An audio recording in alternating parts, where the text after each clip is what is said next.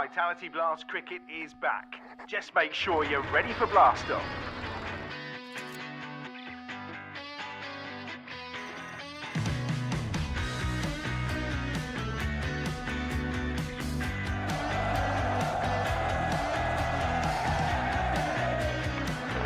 Brilliant, that's out. That's a good catch as well, Al Davey.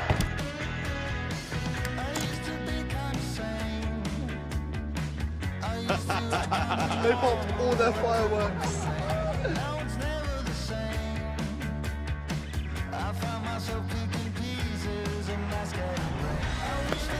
Edged, has it carried? It has, first ball for Miles. Well, that's a big shout. In the air and out. Brilliant victory for the Birmingham Bears.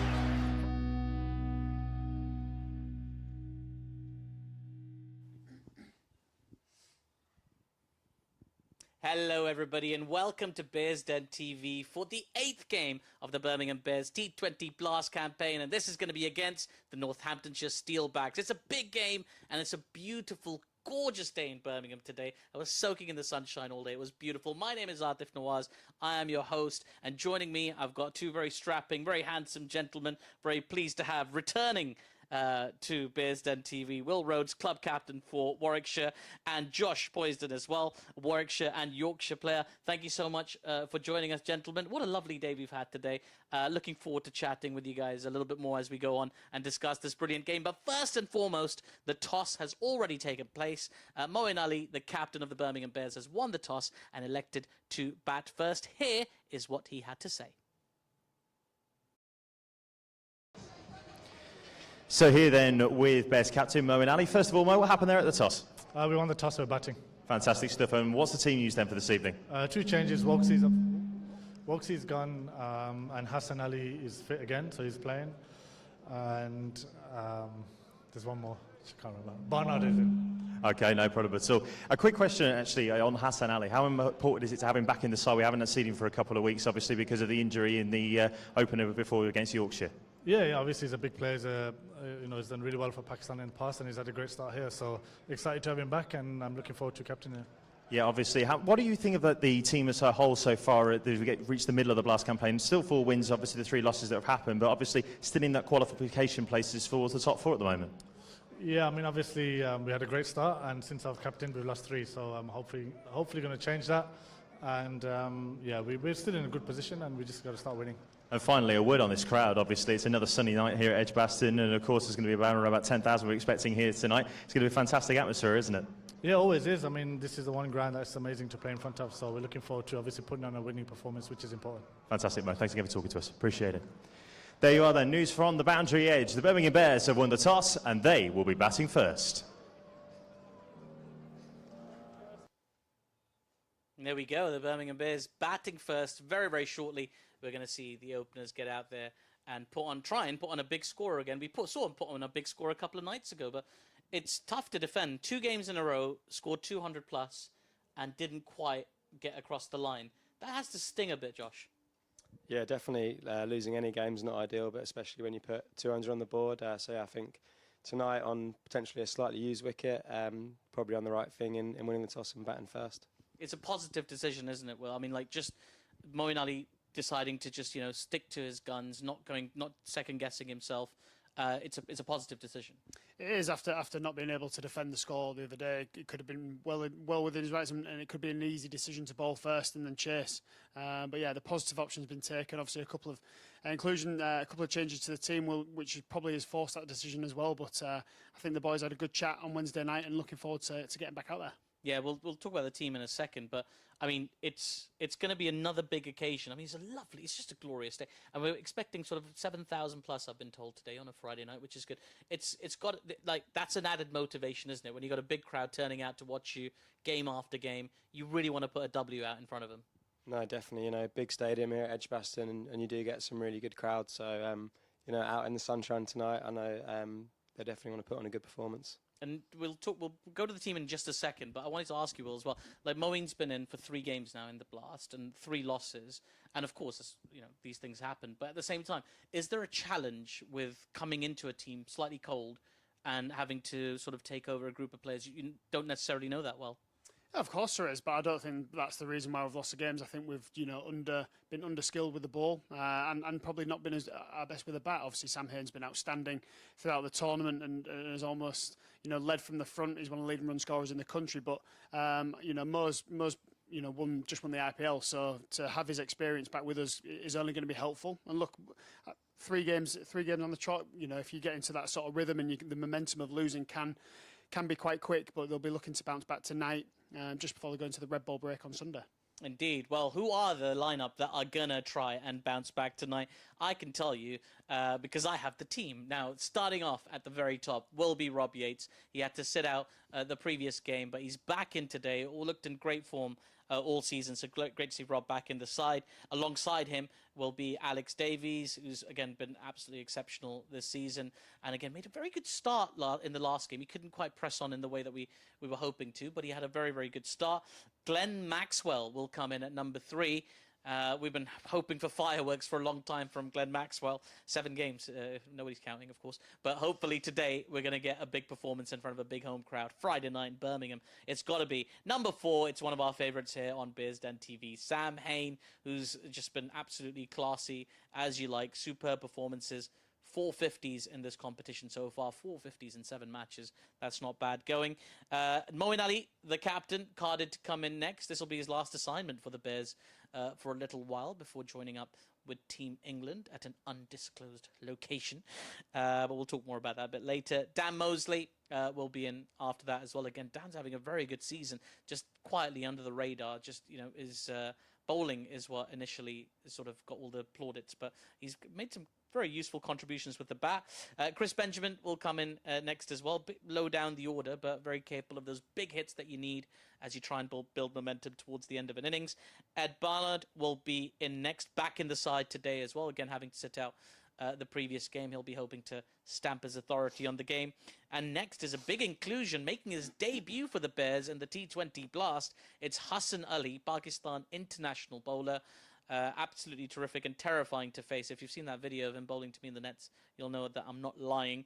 Danny Briggs will be coming in next. We'll be hoping for more from him with the ball a little bit later on. Hopefully won't be needed with the bat for the Bears. And closing out the lineup for the Bears will be Craig Miles coming in at number 11 and will most likely take up the new ball as well alongside Hassan Ali. So it's a very, very exciting lineup, chaps. We're going to talk about it in just a second, but very quickly, I want to throw to a very important package now. I love looking at the surface out there. It's a beautiful, beautiful ground here at Edgbaston, but it takes a whole team to make it happen. It's not just Gary Barwell, the head of turf management here at Edgbaston. It's his whole team, as we're about to find out in this video, brought to you by Allet Mowers. Here at Edgbaston, we've got 7 staff full-time. That looks after 24 match pitches, 32 training pitches, 1 training outfield, 1 main outfield, AstroTurf ring around the edge, and the general duties. I've also got 3 members of staff at Portland Road, which is our satellite ground, again, 21 pitches, training, 12 match pitches, again, full-time. We probably play about 70 days cricket at both venues. The venues themselves host from under 10s to over 70s, men's and women's cricket. Obviously internationals is the cream. Everybody's got individual roles actually. We can all do each other's roles, I think that's important. But I think if you have an individual role, you take more ownership of it and you enjoy it more.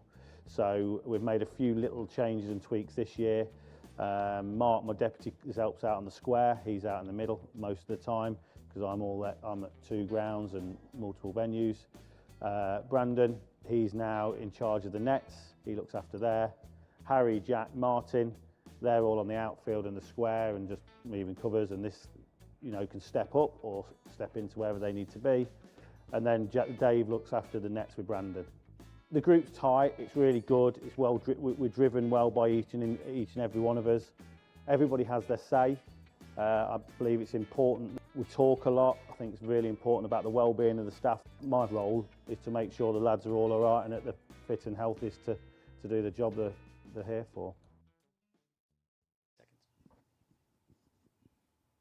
Always fascinating to have a look at how pitches are put together. I always sort of daydream fantasize about being on that big machine and like just mowing the lawn, but you don't really want to do it. It looks really, really hard, to be honest with you. Right, let's get back to these teams. Now, it's a very, very exciting team today. Josh, we've got Hassan Ali making his debut. Very impressive in the championship, of course. He's gonna add a lot to this Bears team. Yeah, definitely. He's a massively exciting cricketer. Obviously, he's been, really played really well in the Red Bull team and put in some really good performances with some great celebrations. So I think probably expect a few fireworks tonight. He's really experienced in T20 competitions like the PSL, which is, brilliantly high standard. So, I think he's probably ready to put on a Bears T20 shirt. Yeah, he's got to be chomping at the bit because he's been sitting out for quite a while. But there has been a little bit in and out for some of the players, Ed Barnard and Robbie Yates as well, sort of in, out. Does that have a negative effect on your rhythm at all, Will? I think it can do. I think it ultimately depends on the player, to be honest. Obviously Robbie Yates got off to a flyer, didn't he, on Wednesday night, so it didn't affect him too much. Someone like Barney, it might do a little bit. He's not probably played the impact that he wants in the team just yet in the competition, but with the pitches getting probably more used throughout the group stage, I expect to see him come more into his own in the second half of the group stage. And look, he's obviously just signed for the Bears. He's obviously just getting ready for the massive fixture next Friday, I think, against the Bears as well. So if he gets in a nice performance here, then he'll be ready to go next week. But like I say, cricket is a massive mental game as well. So these boys will be doing some great work with Kate, the psychologist, and getting ready for next week as well. Yeah, it's going to be a big week, and there's a lot going on at the moment in this group. Like this group is very, very dangerous. The South group looks very sedate and chill, but the North group is, very, very dangerous. In fact, I want to share with you at the moment what's happening and why this game is really important. Because at the moment in the North group, 5 teams are on 8 points. As you can see, Nottinghamshire at the top with 10 points, but below them, you've got the Bears, you've got Worcestershire, you've got Durham, Lancashire and Yorkshire, all on 8 points. And the gap in the net run rate is sort of substantial, sort of not. 0.786 for Worcestershire in second place and 0.046 for Yorkshire in 6th place. Lancashire have played 1 more game and Worcester have played 1 fewer. But it's very congested in there, boys. 5 teams on 8 points. It just makes getting a win tonight all the more important for the Bears, Josh. Definitely, there's some great teams there. Like I said, Lancashire have had Josh Butler and Liam Livingston for a lot of it. Obviously, 2 of probably the best T20 players in the world. So, massively competitive North group, which makes every game really important. And like, what does that mean when you start thinking about net run rates? Like in a dressing room, are you acutely aware of net run rates? Are figures being scribbled on a whiteboard or something? Give us a little insight into how teams take that on board. And probably not at this stage of the competition. I think a win's a win, and you want to get as many points as you can. Obviously, I think the guys down there will be looking at us, trying to get to 8 wins. I think 8 points, 8 wins generally gets you into the quarterfinals. But when it does get there, you are looking at net run rate, and you're thinking who's going to beat who by how much. And I think there's always one game at the end of the group stage which will need someone to win in, let's say, 15 overs. So you're always slightly aware of it, and a big win, or when you do win, it's about trying to bowl a team out, trying to win as quick as you can. If you can get over the line as soon as possible, because it does, it enhances your net run rate and almost acts like an extra point towards the end of the group stage. So they won't be too bothered about it yet, but and if they can win a couple more games, then it almost gets forgotten about. But the teams who will be around 14 points going into that last group game, it'll be very tight for them. Yeah, it will. I mean, it doesn't mean as much for Northampton, although if they won today's game, they would also have 8 points. So you'd now have 6 teams on 8 points. So I really hope that doesn't happen, because that's maths nobody wants to do. I have no idea how you work out net run rates, and I certainly couldn't tell you how many runs or wickets signifies the difference between 0.046 and 0.786. Any advances, chaps? Absolutely no idea. It is tough stuff, but hopefully we won't have to worry about it. What I can tell you is that if the Bears win today, they will be in joint top place. In fact, they have a superior net run rate to Nottinghamshire. So if the Birmingham Bears win today, they will be top of the table in the North group. All to play for. I can see the players making their way out there. Just before they get out there, what kind of total would you like to see, Josh? Well, I think there's been some really big scores on this wicket. So if plays the same, I think 200 plus would obviously be pretty handy. Give me an exact score. Prediction. 214 with a Sam Hain 100. See, I predicted 214 yesterday. It didn't work out for me. You were only one off yesterday, Will. So come on, what's your prediction today? I'm going to go 202. I think Maxwell's going to come to the party. Nice 80 plus from Maxwell. And I think Chris Benjamin at the end of the innings will chip in with some really good runs. You know, a fantastic strike rate like he always does. 202 and 214. Those are some big score predictions as well. I'll go in. I'll split the difference. 209 for me will be mine. How many do you think are going to be scored? Make sure you comment and like and subscribe, by the way, if you don't already do that. But make sure you comment to let us know what you think is going to be scored today. The players are making their way out to the middle. The match is going to be very, very exciting. Thank you for joining us here on Bears Den TV. The next voice you hear will be a very, very happy West Ham United fan, that being Adam Bridge, who will take you through the commentary.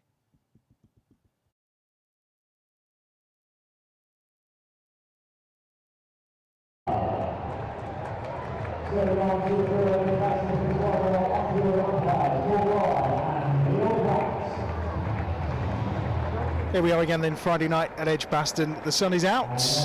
Thank you to Will, Josh and Artif, who of course will have more for you between innings here on Bears Den TV. But now let's get down to the real action. And of course the Bears did win the toss and chose to bat. Moeen Ali making the call. And two changes for the Bears tonight, of course. Chris Woakes away on England duty, where Moeen Ali will go after today. He's replaced by Barnard. And also, you see the other change, the return of Hassan Ali from injury to replace Henry Brooks. A much-needed reinforcement, you feel, of the quick bowling lineup, in particular the death bowling as well for the Bears.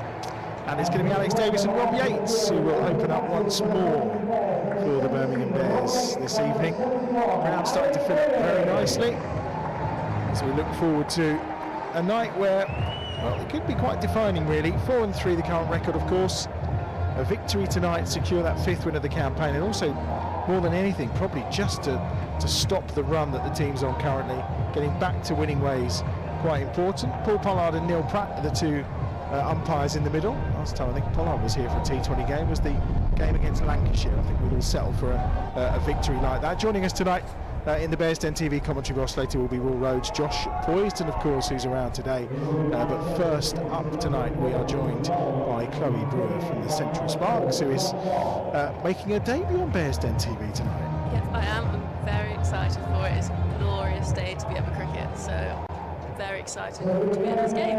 It is. It's going to be Josh Cobb who's going to get things underway for the Steelbacks, who have only won 3 games so far in the group stage, a couple of those back-to-back recently, so they'll be looking forward to try and continue that momentum today. And it's going to be Alex Davis who's going to face first up then, and from the pavilion end, and Cobb, experienced competitor of course. And the Bears off and running with the first run of the innings. This wicket, of course, has been used twice already. It is a hybrid, so we expect it to hold together quite well. I mean, you've played on these hybrids, Chloe. I mean, the difference between what they have to offer and a normal wicket, I mean, is it just a bit more consistency as time goes by? Yeah, it is a lot more consistent as it goes on. You can see, if you look at the pitch up close, you can see the strips and lines on the wicket, so it just holds up together that much better. Cobb to continue then, this time Rob Yates, of course, who has been in pretty decent form so far this campaign, gets to face his first delivery. A bit of breeze out there as well. The flags are flying almost horizontally in the distance. And what has been another beautiful, warm, sunny day in Birmingham. Perfect for T20 cricket and a Friday night, and hopefully a big crowd as well. And they'll be pleased to see that as Yates cuts it away towards the boundary rope. It's going to just beat the chase of the fielder. The pyros are out as well, which is always good to see. And it's the first boundary of the game, and it goes the way of Rob Yates. Yeah, they're up and running now, aren't they? That first run's the most important, but then also the boundary to follow. They're away. They are. Good start from Yates then. 4th ball of the over. This time he has to be a little bit more watchful. As we said, the wicket still looking good. As you look at the screen, with 3 strips to the left where the test match pitch has been prepared. It's got the covering over it right now, of course, to prevent any damage, but saw it a few minutes ago. It looks pretty good. Test starting here next Friday, of course. So the last of the home T20s for a couple of weeks. Really key to try and get back to winning ways tonight. Off his legs this time. Just going to look for one. Thought about the second. And in the end it's well fielded. So not a bad opening over from Josh Cobb. Just the 6 runs from it, and the Bears 6 without loss after the first. Yeah, that's still runnable. That's just given bats a little bit of time to get in to be able to make the most of the power play. Yeah, sometimes there have been some really huge starts. I think David Willey, as captain, is going to take the ball at the far end. The other member, of course, of our commentary collective, as ever, is our stats man Aaron, who's in the corner. And Aaron, you always like to either excite us or depress us with your general awareness of the combative nature of these two sides. What have you got for us today? What do we want, Adam? Do we want a positive or a negative one? I think we need positive vibes all the way, to be fair. OK, you know what, Adam, I've got that Friday feeling then, and so has Alex Davis in T20 cricket. In 32 matches, 646 runs, average of 24.8. And short of 128 as well. Well, we'll take some of that today. What we don't want is David Willey being successful with that appeal. Onto the pads of Yates. Nothing doing from the umpire.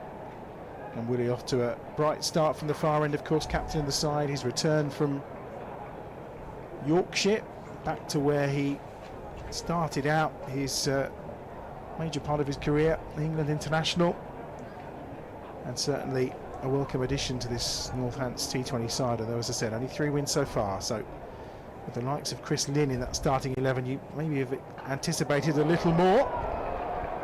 Not quite got all of that, Rob Yates. Just about beyond the fielder, and it'll only be a single. Yeah, I think he thought that went a little bit further than it did as he turned for a second with quite a bit of intent, actually.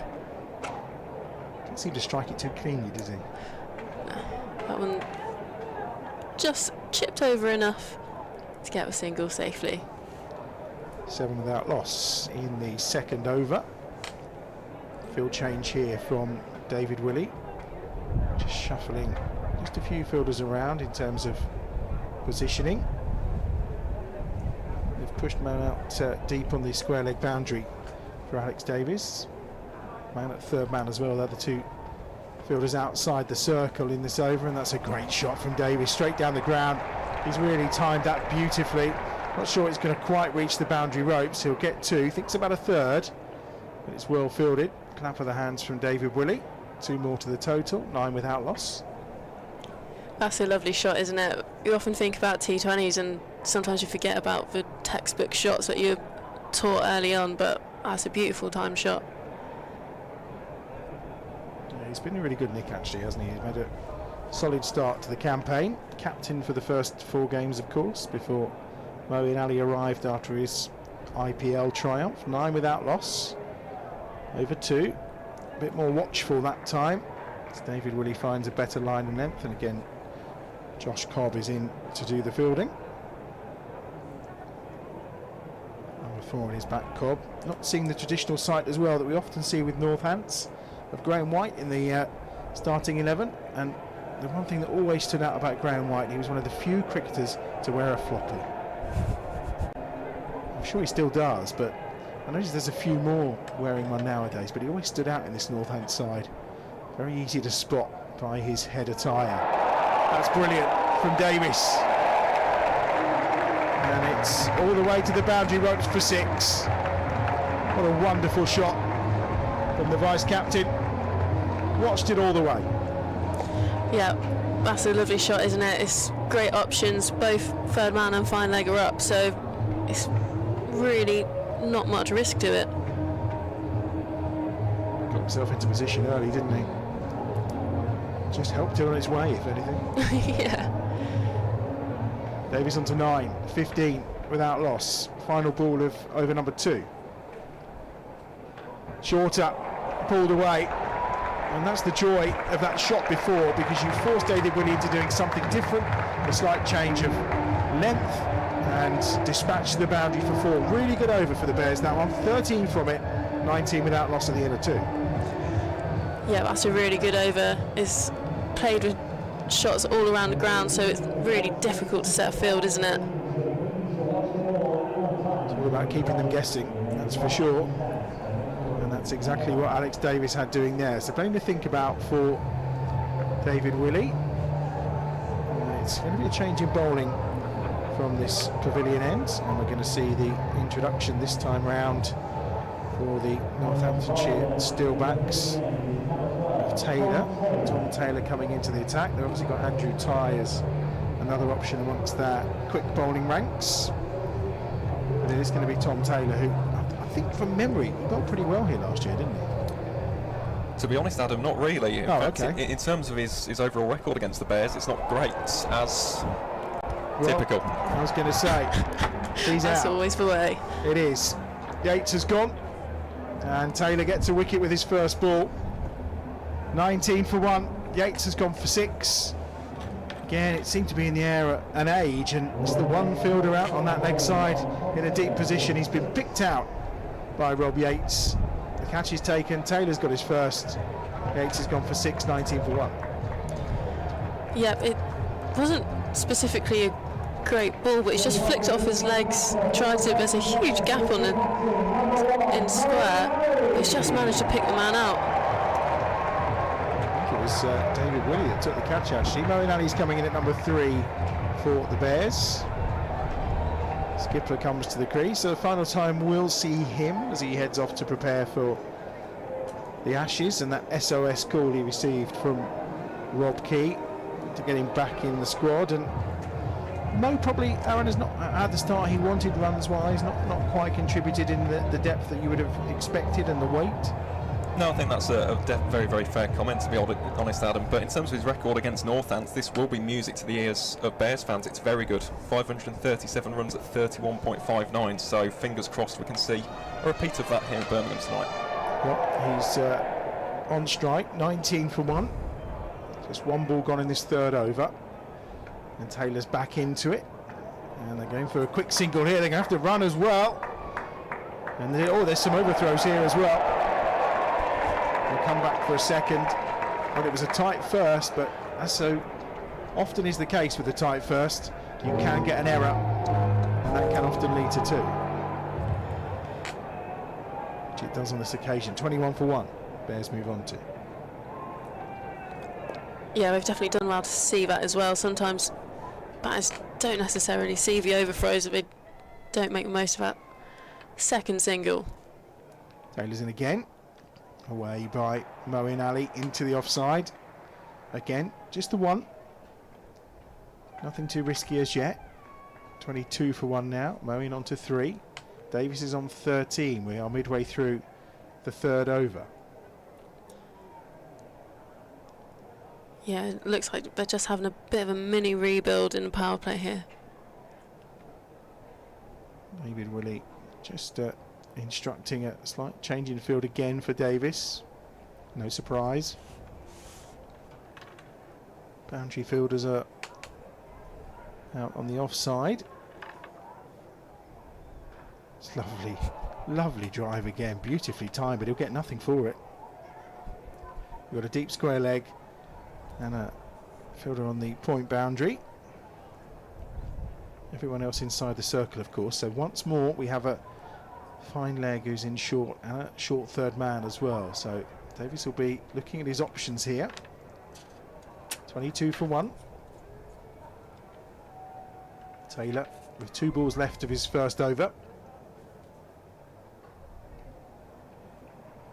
Again, it's going to be 1. They'll look for a second maybe. No, Mo says no. He's sorry. No, not chancing the arm that time. Yeah, I was just going to say, he's timing everything so well. He's 14 off 7 deliveries. He's striking at 200. It's just seeming to find the middle ever so well. Very much so. Just got some very interesting information handed over from the right of me. Davies versus Northants, 345 runs at 49.29 average with 145.57 strike rate. That is some stats I wouldn't mind having as a T20 player, to be honest. 8 to 3 overs, 24 for 1.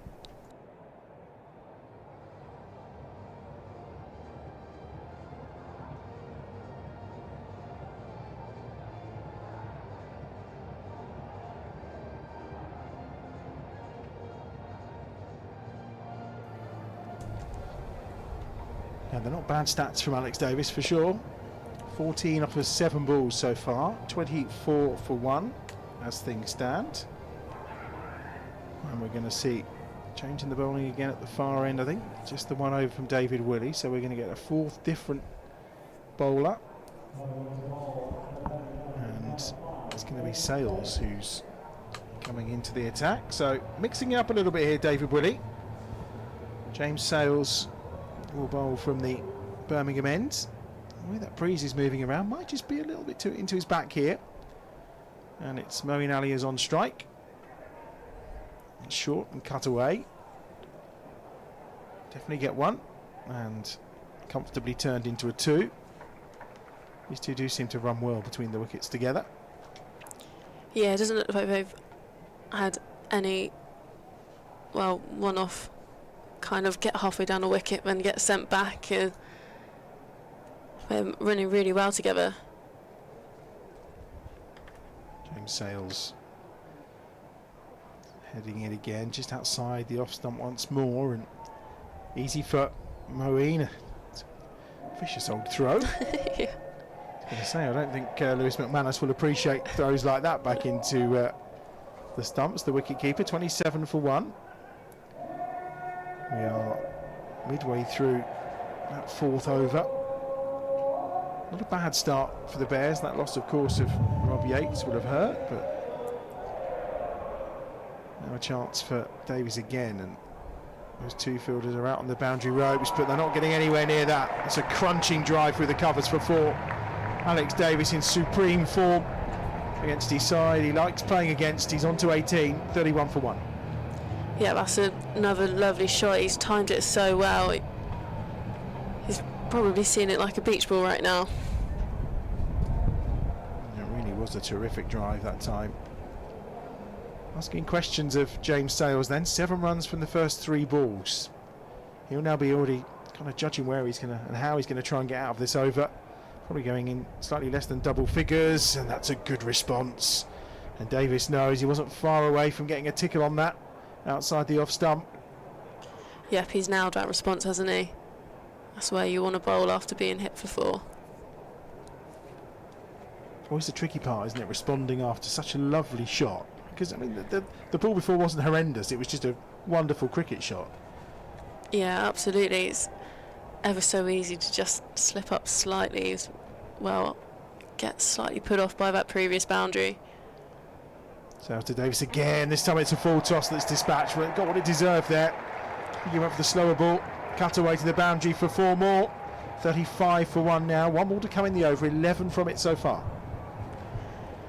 Yep, he just needs to find a way to get out of the over now, doesn't he? And get this final ball in there and just nail his length, because he's being put around the park a little bit, isn't he? Yeah, the attempted slower ball not quite working out. So Sal's trying to mix it up here, but Davis getting the better of him, gives himself some room. That's a terrific shot, straight down the ground and all the way for 6 from Alex Davis. Absolute beauty at the end of the 4th over. 41 for 1.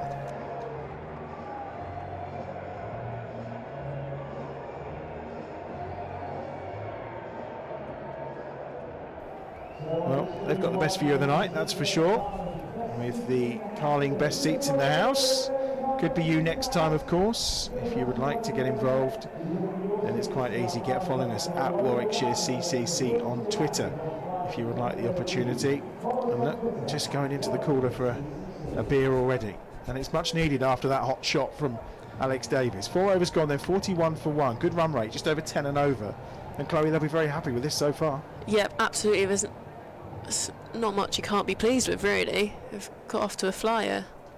A few more bodies arriving in the hollies now as well. Things just starting to heat up. That's an absolute jaffer of a ball from Taylor. He really has just had Moeen Ali there playing all around that outside off stump. Absolute beauty. Yeah, that is very, very good delivery. He's going to have a good over here after that previous over, because that was a big over. Yeah, it certainly was. And Taylor obviously only went for 5. He's the first bowler to bowl a second over in this innings so far for the Steelbacks. That's pulled away by Moeen though, and that's 1 bounce 4. Really good shot, trademark Moeen Ali. Just waited for it and dispatched to the boundary ropes comfortably. Yeah, do not bowl there to Moeen Ali. That's going to be one result any which way. Real stand and deliver moment from Moeen Ali. Speed of that bat even in slow motion. Really tasty shot. He'll be wanting to go out on a high tonight. 45 for 1. Clothed out a little bit, but it's going to land safe. Just 1 to the total. He moves on to 12. 46 for 1. Those are often the ones you want to cloth a little bit, otherwise you time it a little bit too well, you find a man at deep square. To be fair, Chloe, most of my shots used to be clothed. I think it was a common problem. There's an art to it, though. There's definitely an art to it. I see. I always thought I was just terrible at batting, but clearly that was the way it was meant to be. 46 for 1. Davies has to defend. He's on 28. And 2 batsmen who love playing against the Steelbacks are ticking over very nicely. 46 for 1. It's interesting now. He's slightly opened up his stance a little bit since the beginning of the innings. It just allows himself to get his hands through any line that he's been given. You see this a lot in T20 cricket. Batters just start to open up to allow themselves to free their arms. That's got to be a wide ball. It is. Regardless of any movement from Davies, that was always going to get called by our umpire. As we mentioned, it's Pollard and Pratt who are the... I mean, they could be solicitors, those two, couldn't they, really, Pollard and Pratt? But they're the two that are in charge tonight. Another 1 to the total, 47 for 1. 2 balls remaining in over number 5. Run rate just over 10. So it's a really nice start. I would say on a wicket as well, as you say, 3rd time it's been used, but looks pretty decent. Yeah, we were saying earlier about that hybrid pitch, just holds up a little bit better. Tempted scoop from Davies. This time Taylor saw what was coming and just dropped it a little shorter. Rare dot ball, but not for Taylor. Gone for 11 now from his 11 deliveries. So 1 more to come from him in this 5th over. 47 for 1 as things stand. Yeah, this is very good power play. We're going at 9.7, so yeah, can't really ask for much more.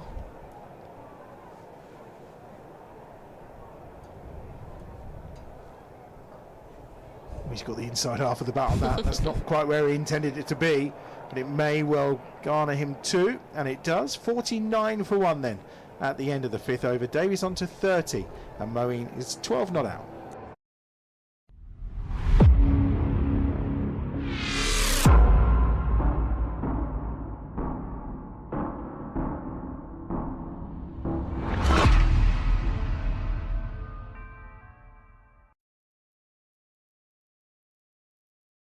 Conversation between the experienced Chris Lynn, of course, and David Willey at the far end.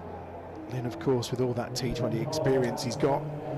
Obviously hit a really good century for the Steelbacks. Incredible knock as well, 110 not out. He scored 209 runs. That's some distance behind Sam Hain, isn't it? About 180 odd, 170 odd? It is indeed, Adam. I mean, we'll talk about Chris Lynn in the 2nd innings, but he has been excellent for Northampton. 725 runs at 51.78 for the East Midlands County. Incredible. Not a bad signing. Willie to Ali. Here's an old England combo, of course, usually on the same side. And this time, David Willey is going to get the better of it. Moeen's gone. First ball of over 6. And he's on his way for 12. David Willey strikes against his former England teammate, and the Bears 49 for 2 then at the start of the 6th over. Yeah, that's an enticing shot. Both mid or mid-off are up. It's a big old gap behind them, and it just hasn't got the trajectory right on that one. No, not the best of efforts from Moeen Ali. It's not quite all clicked into gear for him yet in a Bears shirt, particularly when it's come to the batting. He's bowled pretty well. Yeah, I think Willie may have taken a little bit off that potentially as well. And the catch comfortably taken. Well, we've seen Glenn Maxwell come out early in a couple of innings, but Sam Hain comes to the crease, and I'm guessing the philosophy being you want your very best batter to face the most balls possible. Yeah, that is exactly what you want, especially with in the last over of a power play. Well, when you consider, what was it, 97 not out against Notts last Saturday, the 79 against Derby, where he's striking at over 200. I mean, the form is just majestic right now. And it's going to be Hain who will take strike. 49 for 2 then. 5 balls to come in the power play. And Willie will continue from that far end, the Birmingham end, under the blue skies. Hain likes to get off the ball first mark, off the mark first ball, should I say? Get it round the right way. Look, I've been to Prague. I'm still excited. I can't speak properly. What more can I say? Anyway, we'll do Hammer's chat later when Josh Poyster moves in the chair alongside me, because he is, of course, a fellow West Ham fan and has been off celebrating too. We should have made a pact and come in our shirts, but we're not that organised, and I don't think quite our heads were with it to be that well planned and teamed up and executed. That's a decent shot off the legs from Sam Hain. Just going to be one though. I think he wanted a second, but Alex Davis not keen. It brings the 50 up for the Bears.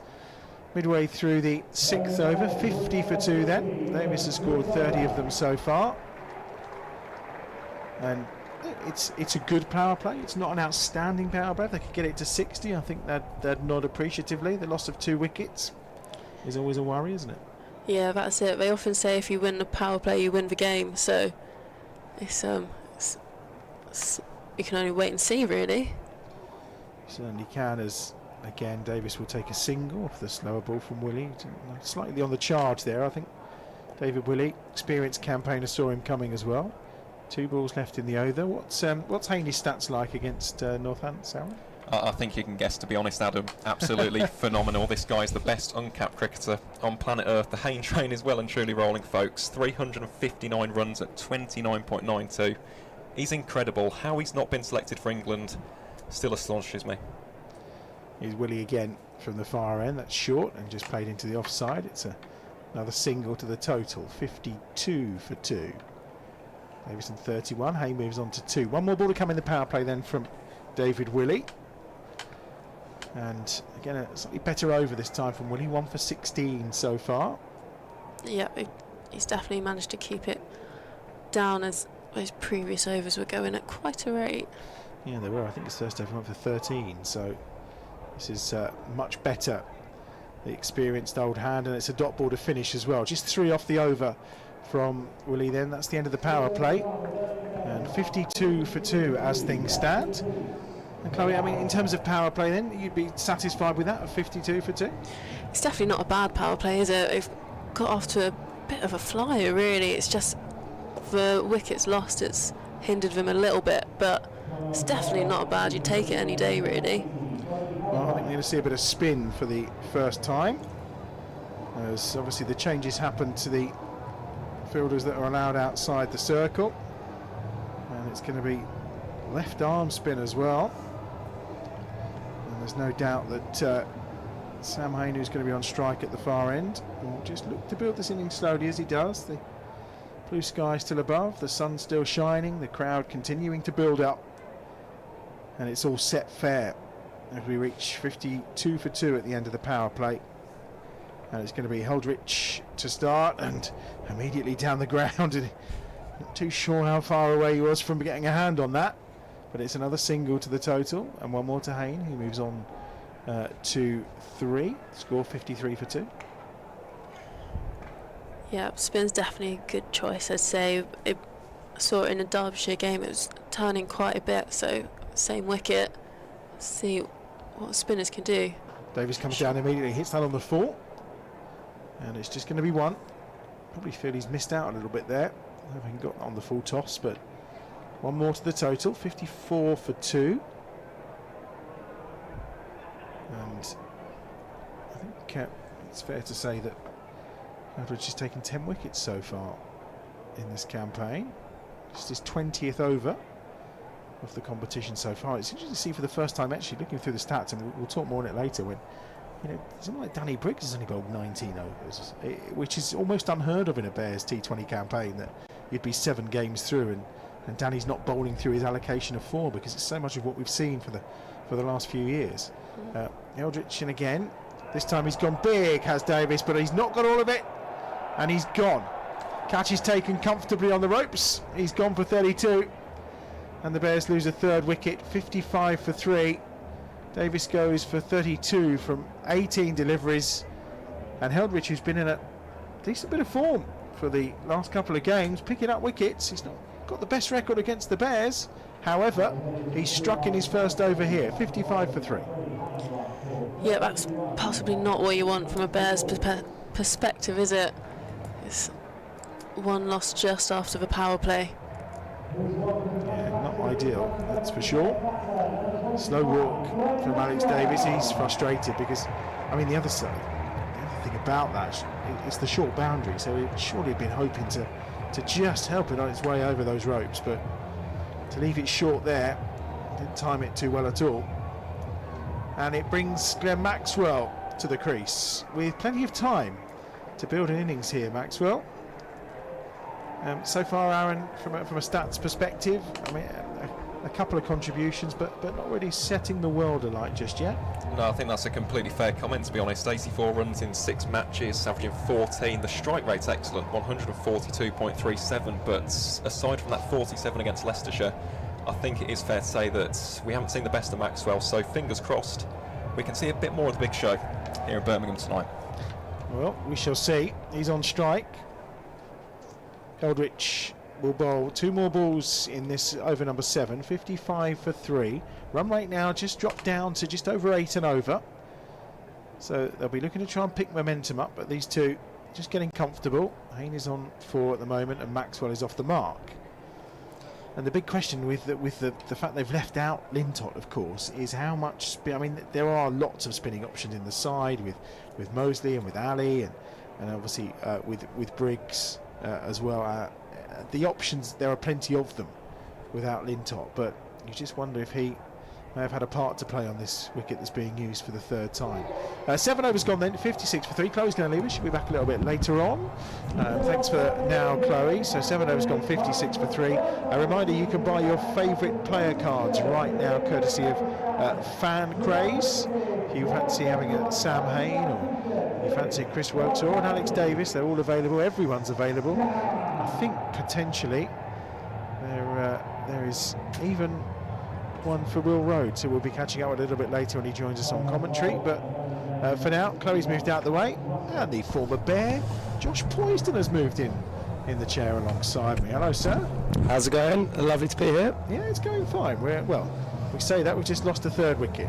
Aaron never constitutes that as going fine, but Maxwell and Hayne are in the centre, and for those, I don't know how much you were saying to Artif earlier on, does everyone now know that you have some vested interest in Sam Hayne scoring some runs today, not just because you like the Bears? I'm managing Sam off the pitch, so keeping me pretty busy at the moment, as you can imagine. There's Maxwell, who faces up at the start of this over, and Russell's come into the attack here. Alex Russell, again another tidy spinner, Aaron. He certainly is, yeah. 21-year-old leg spinner from Newport. He took 1 for 27 against Lancashire on his T20 debut. And the wicket that he took on that fateful day, Liam Livingstone. Alex Russell is a very good option here for the Northamptonshire Steelbacks. Well, that's the difference maybe here in the terms of what they've gone for, the bowlers that are available to them. As the leggy in again. Maxwell just plays out, and who better to have alongside us when we're talking about leggies, really, than a man who used to bowl a bit of that filth every now and then. Filth probably being the right word there. Oh dear, and you're all right, aren't you? You're recovering from Prague. We didn't go together, did we? We just happened to be in the same city at the same time. Oh, Maxwell, switch hit, nice one for 4. Moved his hand so quickly then. Yeah, definitely. That's obviously a really hard shot to defend. He's got his 2 points in there rather than having a point in the mid wicket, because everyone knows that's a massive strength of Maxwell. But when he hits over them, it's quite hard to defend. Interesting to see if he moves his deep cover a bit squarer here to combat that. Yeah, the thoughts of Josh Poyston, who's alongside us here, in terms of how Leggy, when he starts to get attacked, moves his field around, and he's back on the money with that delivery. Yeah, I really like Alex Russell as a bowler. I think he's worked hard to get his chance in the game, and yeah, I've been really impressed when I've watched him bowl, and he's certainly hit his length really nicely so far. 62 for 3, Maxwell on 7, Haney's on 4. Run rate just hovering above the 8 and over mark as things stand. Maxwell again into the offside just for a single this time. And Russell just hurrying through the over, 7 off it today. So you had a good time in Prague then? Yeah, I would say I apologise for having a bit of a hoarse voice, but there's definitely wouldn't be a genuine apology. There was a lot of singing to be done, wasn't there, to be fair? Yeah, lots of singing. And it wasn't just singing in the stadium, was it? It was singing in the Old Town Square and, well, everywhere basically you went. Yeah, definitely, and then onto the parade yesterday as well. You see, now that's the difference between you and I was still winging my way back via Dusseldorf and God knows where, whereas you got back fairly swiftly, so you were able to have a double celebration. Yeah, exactly. I think probably shouldn't talk about West Ham too much, to be honest, but I thought, it's a bit of a once in a lifetime, or it probably could have been none in a lifetime chance, so it was a no-brainer to go to the parade as well. Yeah, it certainly was. So a terrific time for you. And I mean, you and I were talking earlier downstairs with the Bears moving on here to 63 for 3 at the end of 8 overs. I mean, you miss kind of the banter and the fun of it, but in terms of playing, miss it too much? Do you turn the arm over? No, not really. I think if I was still playing, I wouldn't have been able to go to Prague, but no. Definitely miss playing and miss being around the lads, especially here. It was a great changing room, as it was at Yorkshire, to be fair, when I was there. But people like Sam Hain and OHD here, two of my best mates. It's nice to come back and catch up with them. Eldridge bowling his second over, 64 for 3. Hain is on 4, Maxwell on 9. Bit of a stiff old breeze out there.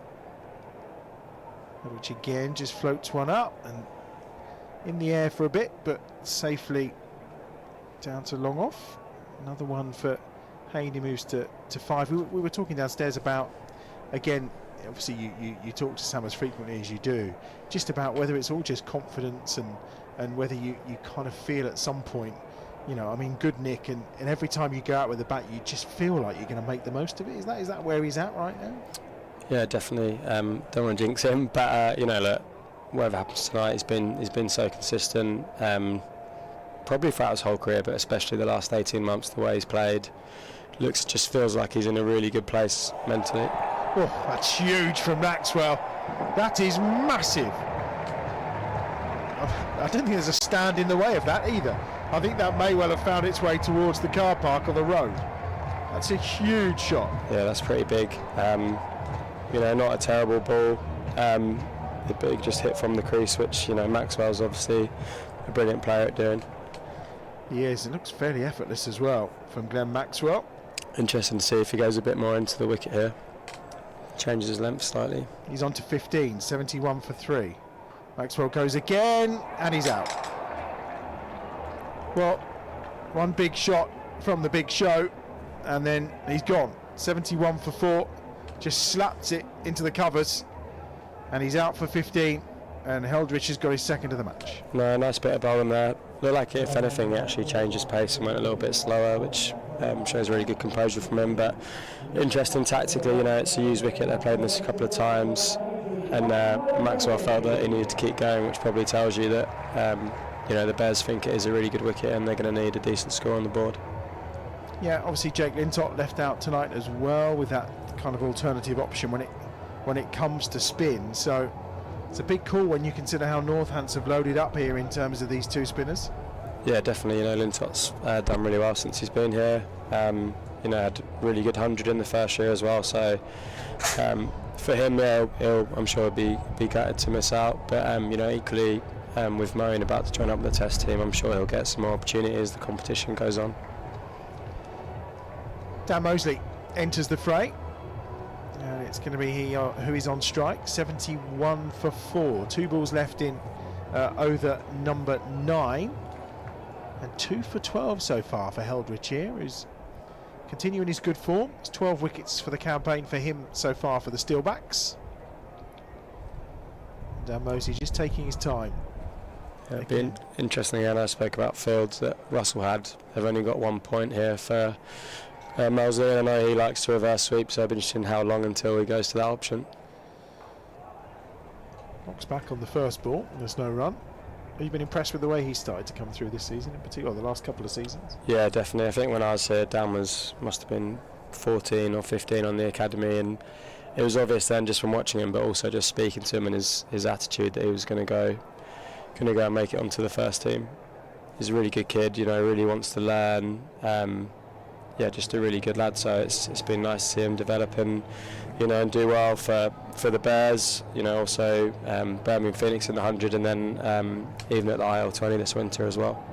72 for 4, Mosley on to 1, hanging on to 5. I mean, without talking about too many sensitive commercial things with regards Sam Hain, I mean, is there talk of some good franchise deals in the pipeline based on kind of some of the performance he's putting in now? He's clearly in good form at the moment. So the phone's been fairly busy, but Sam had a brilliant opportunity this winter to go and play in the Big Bash for Brisbane Heat. It was something that we were both really excited for him to go and do, and he went and helped them get into the final there and had a fairly good competition. So yes, hopefully this winter there's more of the same opportunities for him. 72 for 4, full toss, just a single. Mosley on to 2. I mean, Sam Hain in the IPL has got a nice ring to it, hasn't it? Really? Yeah, I don't think that would go down very well here, though, if he missed the start of the championship season. This is where, Aaron's nodding in the far corner. Yeah, I certainly wouldn't be complaining, but I think I might get a bit of a spray from Robbo. 73 for 4. Hain is on strike. Russell is the bowler. Finds a gap that will make it at least 2. Two fielders converge. 2 more to the total, and that's one of the clever things he seems to do. His footwork at the moment, the way he's moving around the crease, left and right, back and forth, and also just picking the gaps beautifully. Yeah, definitely. I know Aaron alongside me is a big Sam Hain fan as well. So yeah, look, I think it's the way he builds innings. He just gives himself a chance and just knocks it around like he has done there, and then backs himself to catch up as it goes on, which he's done phenomenally well this year. I think before today he was averaging like 190 at a strike of 170, so pretty remarkable really. Still only one T20 100 though. Yeah, he's been close a couple of times, hasn't he? Does that trouble him, or does he just not even think about it? No, I don't think it's, when your numbers are like that, it's probably not much of a consideration. Obviously you'd like it, more hundreds the better, but it's been so phenomenal. I think his focus, I know, is just he loves winning games for the Bears, so that's the main focus. 76 for 4. Mosley with another single for the total, moves on to 77. Yeah, I mean, it's interesting again in the Notts game when they were chasing that big total. It almost seemed a little bit old school in the sense that they had 3 or 4 overs where they just suddenly knocked it around for a runner ball to give them that launch pad for the last 5. I think confidence-wise, that's where he's at, isn't it? He thinks there's no target too big for him to get to. Yeah, definitely. I think another thing that makes Haney such a great player is he's so adaptable. Situation, like if he needs to go from ball 1, he can. If he needs to give himself a chance and rebuild a little bit, he can do that. And I think equally with conditions or ground dimensions, he's got all the shots, and he's really adaptable on different wickets, which is probably another reason why he's been so consistent. Midway point, 78 for 4. So, I mean, it certainly slowed up the last 4 overs after the power play, but the loss of wickets hasn't really helped with that. Run rate 7.8 at the midway point, and Heldrich and Russell just doing a good job here to apply the brakes, aren't they, Joe? Yeah, they are bowling nicely. Be interesting to see if Dave Woody, the captain, decides to bowl them straight through if they keep going well, or he decides to hold them back. I know obviously they've got Josh Cobb as well, who might bowl a few more overs. Yeah, he opened up. Whether we'll see Cobb again anytime soon, but Hain, did he just hurt himself there? I mean, laid it down the ground, a little bit of a divot that his spikes may have got caught in. At that point, as a manager, does the old heart go in the mouth when you see anything like that? He's all right. 79 for 4. Mosley's coming down the wicket, and he's hit that into the perfect gap for 4. Terrific shot. quite get all of it. No, it's really nice. It hit the gap well there, you know. See it a lot probably with Haney as well. You know, it's obviously power is really important, but equally if you're not going to quite get it and you hit it in the gap, then clearly that's really nice batting as well. Yeah, really good from Dan Mosley. He's on to 7 from 6 balls. Haney's on 10. Down the ground, and again he's trying to find the gap here and dissect the two men at long on and long off, but they get round. It's just 2. And again, I think Dan Mosley's someone who can, you know, quality in his own right, but actually when you're at the other end of seeing what Sam Haney's doing, you can learn from him, can't you? And just, you know, it's constantly soaking up the information as to how to build an innings. No, definitely, and I know they'll, you know, Haney will help him, you know, when to take a risk, when not to, what's the right option, what isn't, and you know, and he has to look at other players in the team like Mo and Ali and Glenn Maxwell, 2 pretty good people to learn from. You know, probably Mo in particular, granted they have the same skill set. 85 for 4. Mosley on strike, appeal for LBW, he's given him. No contact from Dan Mosley, and he's gone for 9 off of 9 balls, and it's 85 for 5, and again the loss of wickets just punishing the Bears here. Quite keen to see the replay on that one. And it's a 3rd wicket for Heldrich again, and Sam Hain is deep in conversation with, I think it's Bedford's come out? No, Ethan. Yeah, sure. Yeah, under the hat. It's much better when OHD comes out because we can easily see that he's the front man. Yeah, exactly. Let's have a look at the replay here. Well, as a bowler, you're saying that's out. Yeah, it depends if I've got my spinner's hat on or not. But he, you know, down there, he had used his feet the previous 2 balls and pulled his length back quite well there, Heldrick. So you must be impressed with the way Heldrich has bowled that, because he's got 3 for 20 coming up to the end of his 3rd over. And however much occasionally he takes that tap, he suddenly just finds a way, doesn't he? No, exactly. I know. Obviously, when I was here playing with Jeetan Patel, his big thing was always try and take wickets throughout the innings because it's the best way to stunt run rate. So as a spinner, that's probably your main job, is can you keep breaking up the partnerships, and you know, having 3 wickets in his first 2.5 overs, he's clearly done that really well. Chris Benjamin is in. We'll get a stat from Aaron in a minute because it's a pretty good one from memory about how he doesn't score too well in the first innings, but we'll do that in a moment. That's cut away again by Benjamin, who's off the mark, and he's going to get 2. Just fielded out in the deep, and it is 2 to the total. 87 for 5 then, as we reach the end of the 11th over.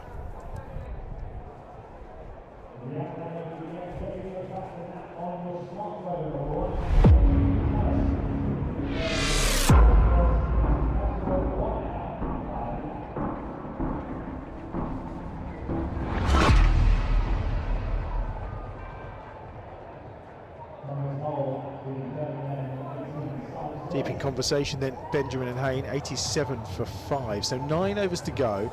Run rate just dipping below. Zaid is coming into the attack as well. So, Aaron, I mean, we talked about it before the game. We thought spinners might be key here, and they're deploying the full force here, aren't they? They certainly are. And just going back to that stat about Chris Benjamin, averages 23.27 when batting first, averages 38.75 in second innings. So, need some runs tonight. Hain with the first ball of the over, another to the total, 88 for 5. Josh, at this point, I mean, what are you reading in that wicket? We said there's a hybrid that we thought would be fairly consistent, but it does appear to be helping the slower bowlers. Yeah, maybe it's gripping slightly. I still think on the whole it looks like a really good wicket. Hybrids tend to last a bit longer and have a bit more pace in it. It was definitely going through quickly for the seamers as well. There's an appeal there, and Hain could be run out. No, he's back in his ground. Got a long way down there. While they were dealing with the appeal of the strike of the pad of Chris Benjamin. Heart in mouth for a moment. 88 for 5. Another single for the total. And you do get the feeling now that you really want these two together for the last 5 overs, don't you? Yeah, definitely. I think it'll be interesting to see how aggressively they play over the next 2 or 3 overs, if they try and stack it for the back end or they keep trying to score quickly through this middle phase. 89 for 5. Hayne is on 11. Well placed as once more. They'll turn that into a 2 for sure. Again, these two used to batting together, running well together, and they do on this occasion. 91 for 5. Yeah, that's probably quite a nice way to go about it. It's just hitting gaps and trying to get 2s. Relatively low risk cricket. I think might see a bit more of that. Benjamin's on 3. Hayne on 13. Josh Poysden alongside us here on Bears Den TV. That's down the ground from Hayne. Just the one bounce though, so it'll only be a single. Caught it too nicely in the end, and wave of the arms in the air from Sam Hayne. Maybe just a little bit of frustration. We'll just go a little straighter with that. 92 for 5. Last ball of over 12 then. Another good one here from Zaev, just 5 off it so far. And again, that will be one more to the total. 12 overs gone, 94 for 5 as things stand. And I mean, in terms of totals, I think they probably set out thinking that something over 200 might be required. Again, bearing in mind the 4 innings so far here have delivered over 200. But at this stage, you just tempering that and thinking about the 180 mark to be competitive? Yeah, I think so. I think they probably are just going to rebuild for a little bit and then try and explode at the back end. I think, you know, Northants got a few really dangerous players, but equally when the Bears bowl as well, if they can take a few early wickets, they'll back themselves to defend whatever they can get. Since you stopped playing, do you think the T20 Blast has changed a little bit in terms of the balance of it, or in terms of, you know, is it more of a batter's game now even than when you were playing a few years ago? Oh, that's a good catch. And Benjamin's gone for 4, and that's 6 down, 93 for 6. Well, if it is a batter's game, the Bears not showing it right now. Again, the short boundary and a 4th wicket for Heldrich, 4 for 22. And he's bowled 19 balls so far. Yeah, definitely. My stats man to my right reliably informs me that's a career best for Heldrich. 4 final, he'll be up a 5 for now, I reckon, as well. Well, that's 14 wickets he's taken now in the competition. And it sees the arrival out into the middle of Ed Barnard. So, I mean, they do bat deep. That's the one thing that we do know, is that there's plenty of batting, but... No, definitely, and, you know, Ed's a really good batter. Look for lots of sweeps and reverse sweeps against the spin.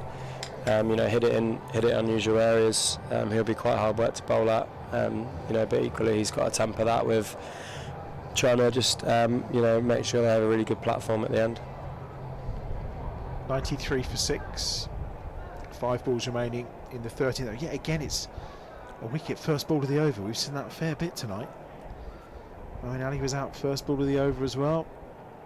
93 for 6.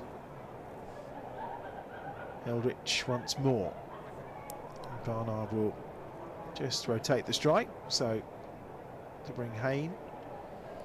No, and going back to your earlier question about, you know, how's the game changed over the last 3 or 4 years, I think clearly it just looks like it's a lot easier now. You know, anyone can get away with any performances.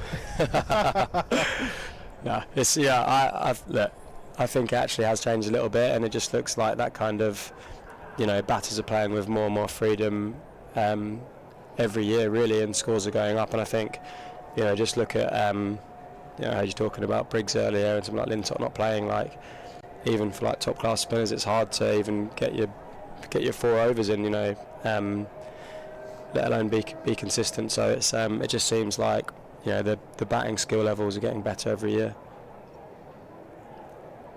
A little touch from Barnard for a single. Field was in quite close. They've done well to run that through. 96 for 6. Barnard on 2. Hayne on 15. I mean, so many scores now over 200, isn't it? There was times when that was a real luxury and a rarity that you went over 200, but it seems to be commonplace now. No, I definitely remember when I started here in 2014, that year, and then 2015 in particular, the kind of formula was bat first and try and get 160 and then defend it. And like now, that would just be absolute madness, and that wasn't really that long ago.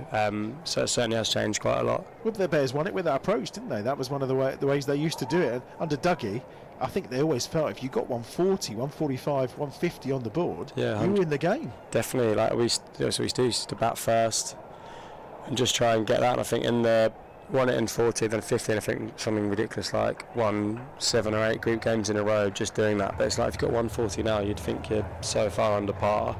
So it just shows really like batting skill levels have gone up loads. And to be fair, you see it with spinners. Like even when I started, it was just like, oh yeah, you just bowl six of your best ball hitting a length and you'll be fine. But now you see bowlers around the grounds really, they have to be a lot more adaptable, a lot more variety, so they don't get lined up.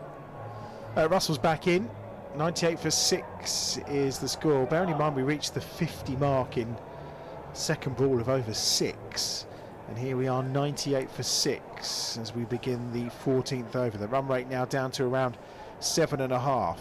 Russell into Barnard again, who just turns it into the leg side for a single. 99 for 6. Russell wicketless but fairly tidy so far. Start of his third over, just 14 off of his bowling to date. That was the only boundary, the reverse sweep off Maxwell, was that? Yep. So like it just shows he's bowling nicely. That's the only option that was off him so far. Hayne on strike on 16. Oh, and it's almost in Russell's hands, but just a single. And sometimes when you're in that rich vein of form, the little moments like that go your way as well. Yeah, definitely. 100's up. 14th over.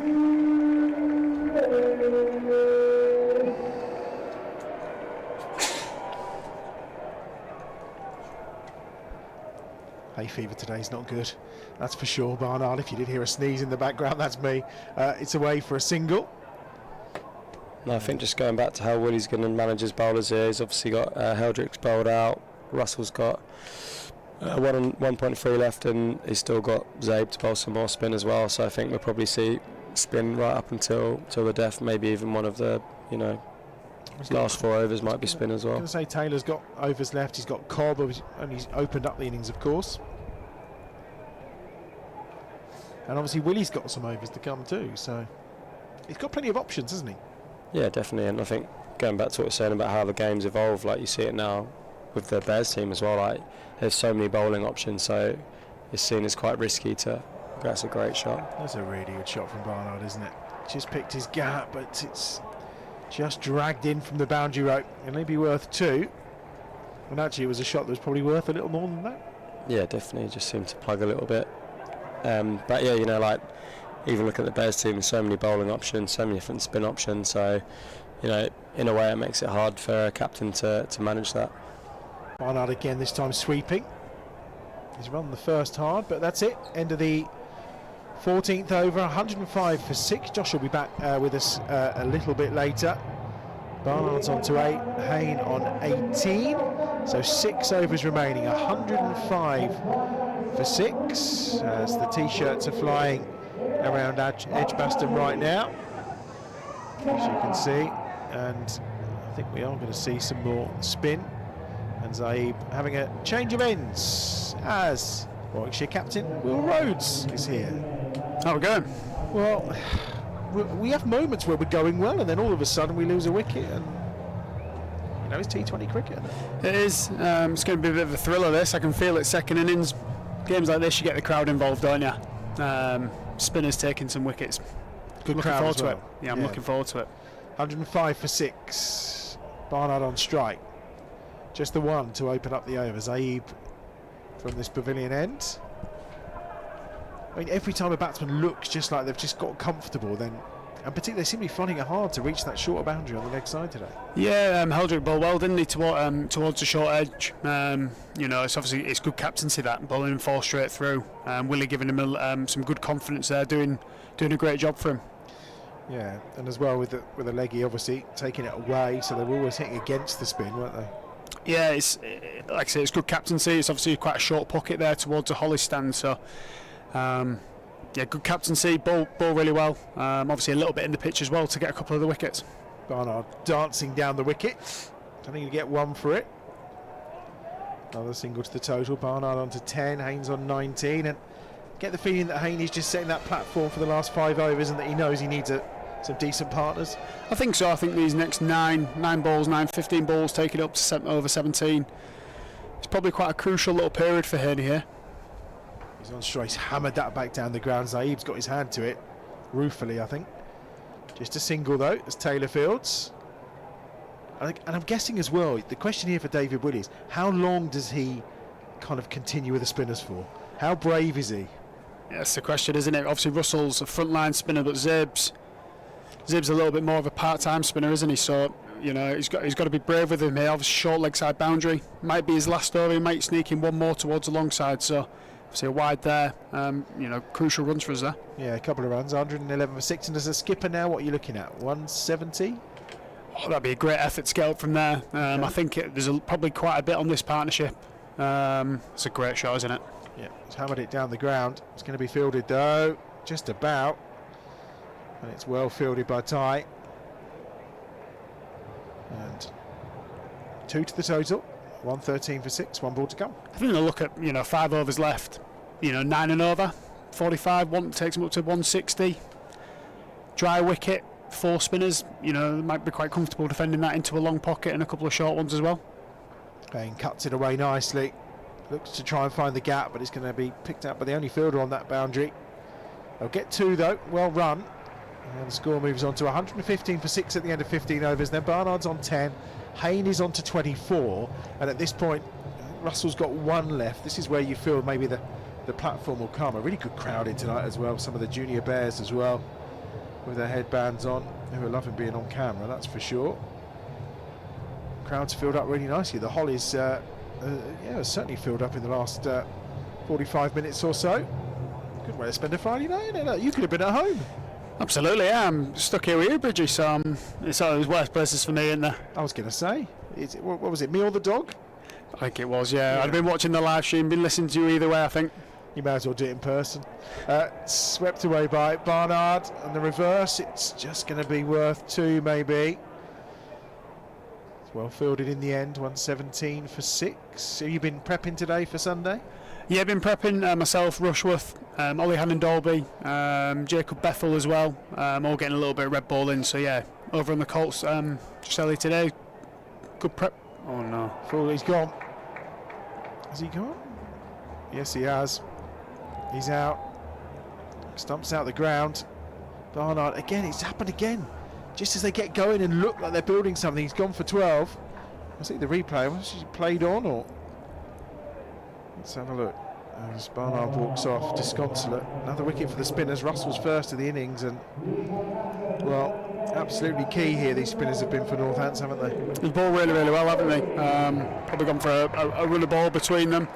Picked up some crucial wickets in the middle. All of the middle, all of the wickets in the middle overs, and really halted us a little bit. You know, Hassan coming out on debut. You know, how good it'd be if he got some fireworks going and some lusty blows into the Hollies. We've seen it in Championship cricket this year, so hopefully he picks his end, comes this end towards the pavilion end and uses a short boundary. But someone's just got to stick around with Haney for the next 3 overs really, and then we can really unleash in the last couple, I'd have thought. Yeah, certainly got nothing on that. I think he was just clean bowl, just missed it. He missed a straight one, did Barnard, unfortunately. 117 for 7. Hassan Ali was gutted to have missed the start of the Blast campaign, and I spoke to him last week. He's got his first run in a Bears T20 shirt. He's a joker to have around the dressing room, isn't he? He was jumping out on all the staff the other day, wasn't he? Oh, absolutely brilliant. Absolute joker of a human. He's fantastic to have around from day one. He's settled in unbelievably well. The Lancashire guy said last year how well he fitted into their dressing room, and you know, he's continued that with us.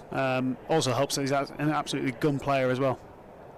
Hayne with another single, moves on to 25. I was going to say, oh, he's gone for 2 here. Brilliant running from Sam Hayne.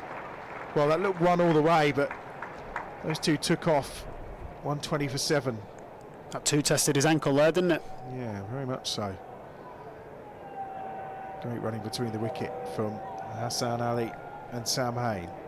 2 to come in the over 16. 1 for 25 for Russell so far.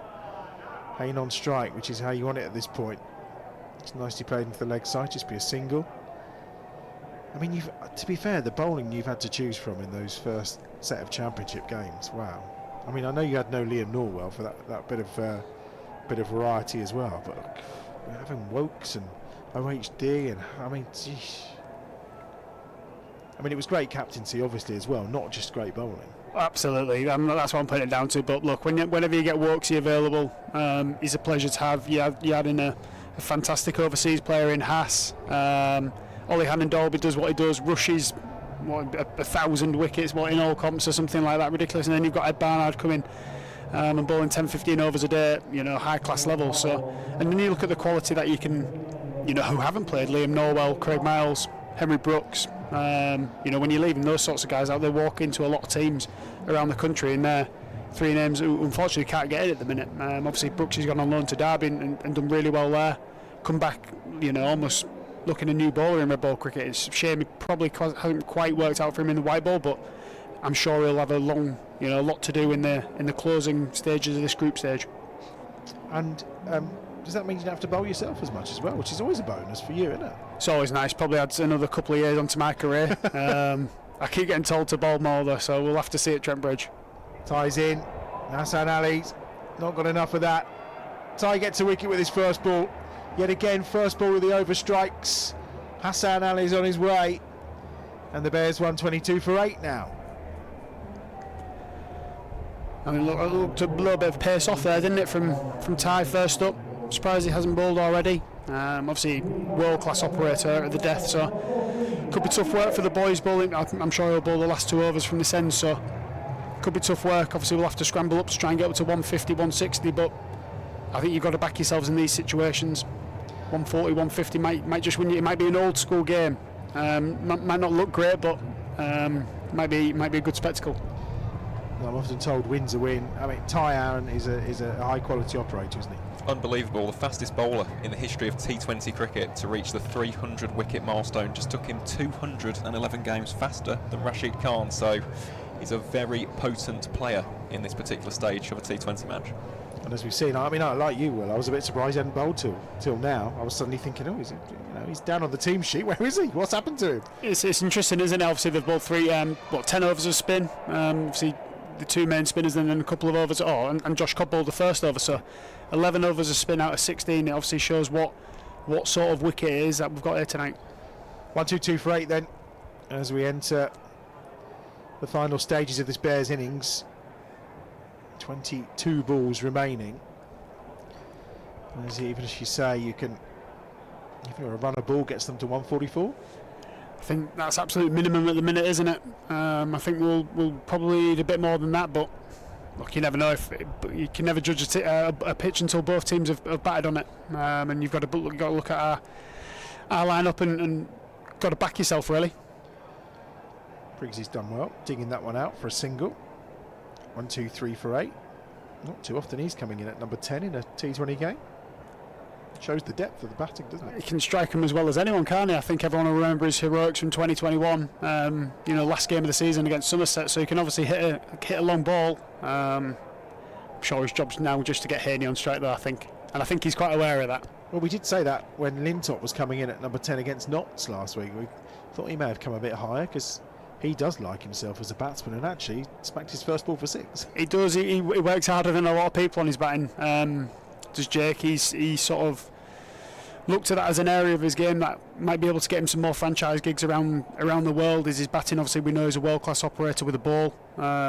His record really speaks for itself. But if he can add that game or add that element to his game of hitting some blows down the order, then you suddenly become a lot more marketable, don't you?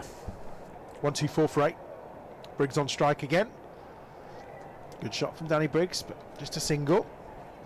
And the Bears need to be trading in a little bit more than singles, but I'm guessing as well here Sam is quite conscious of the fact we're down to the last 2 wickets. 1, 2, 5 for 8. Hayne on 28, he's on strike, so again here he'll only be wanting 1 to the total, you imagine, or 3 potentially. Don't see many 3s in T20 cricket, do you? So probably just a single to keep the strike for the next over, and that's exactly what Sam Hayne does. And it's 126 for 8 then with 3 overs to go. So in terms of where we might get to here, like you say, 150 from here, you'd probably have to take at this point, wouldn't you? Yeah, 8 and over, 24 off the last 3. I think you take 150. Obviously disappointing after the start that we got, but again, it's a total that you can defend, and this situation of the competition, if you can get any win's a win, isn't it? I think we were talking about net run rate earlier. It's not going to improve your net run rate a great deal, but look, a win's a win. 2 points is pretty massive. Opens up the gap on these boys to 4 points, but look, you've got to get the job done first. It's going to be I think it could be quite an entertaining second half. Zaib is back in, so he's going to stick with some spin. 16 from his 2 overs so far.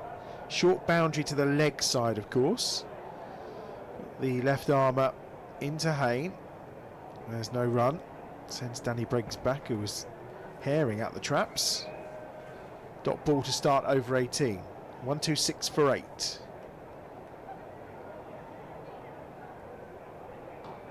Down the wicket, brilliantly struck. Well, he's not going to reach that, and he's done that so well this season. He's straight hitting back over the bowler's head.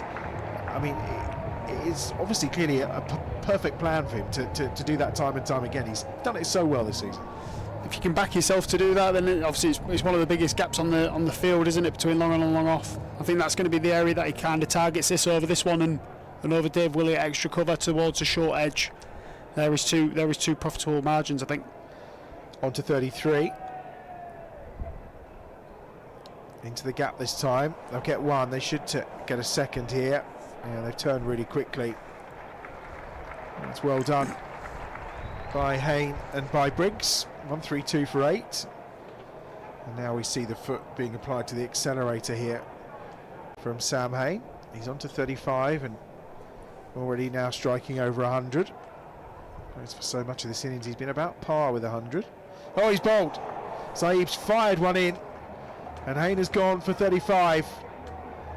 And with that, you probably feel the Bears' chances of reaching 150. Still with 14 balls of the innings remaining, and Sam Hayne is out for 35, and it's 132 for 9. Looked like he fired that one in a little bit quicker, didn't he, Bridgie there? Looked like he went into the pitch a little bit pace on. Be interested to see if he stepped away from leg stump there, but yeah, looked like he went a little bit quicker rather than tossing it up. Obviously got hit down the ground a couple of balls ago, but yeah, it's good bowling. Could end up being a crucial knot though, that 35 there. He stepped away, just fired it at the leg stump, just trying to make some room for himself. Sam Hayne, dejected and no surprise. Craig Miles comes to the crease. 132 for 9 then. 14 ball. I mean, and the cardinal sin here is to get it bowled out before the 20 overs, isn't it?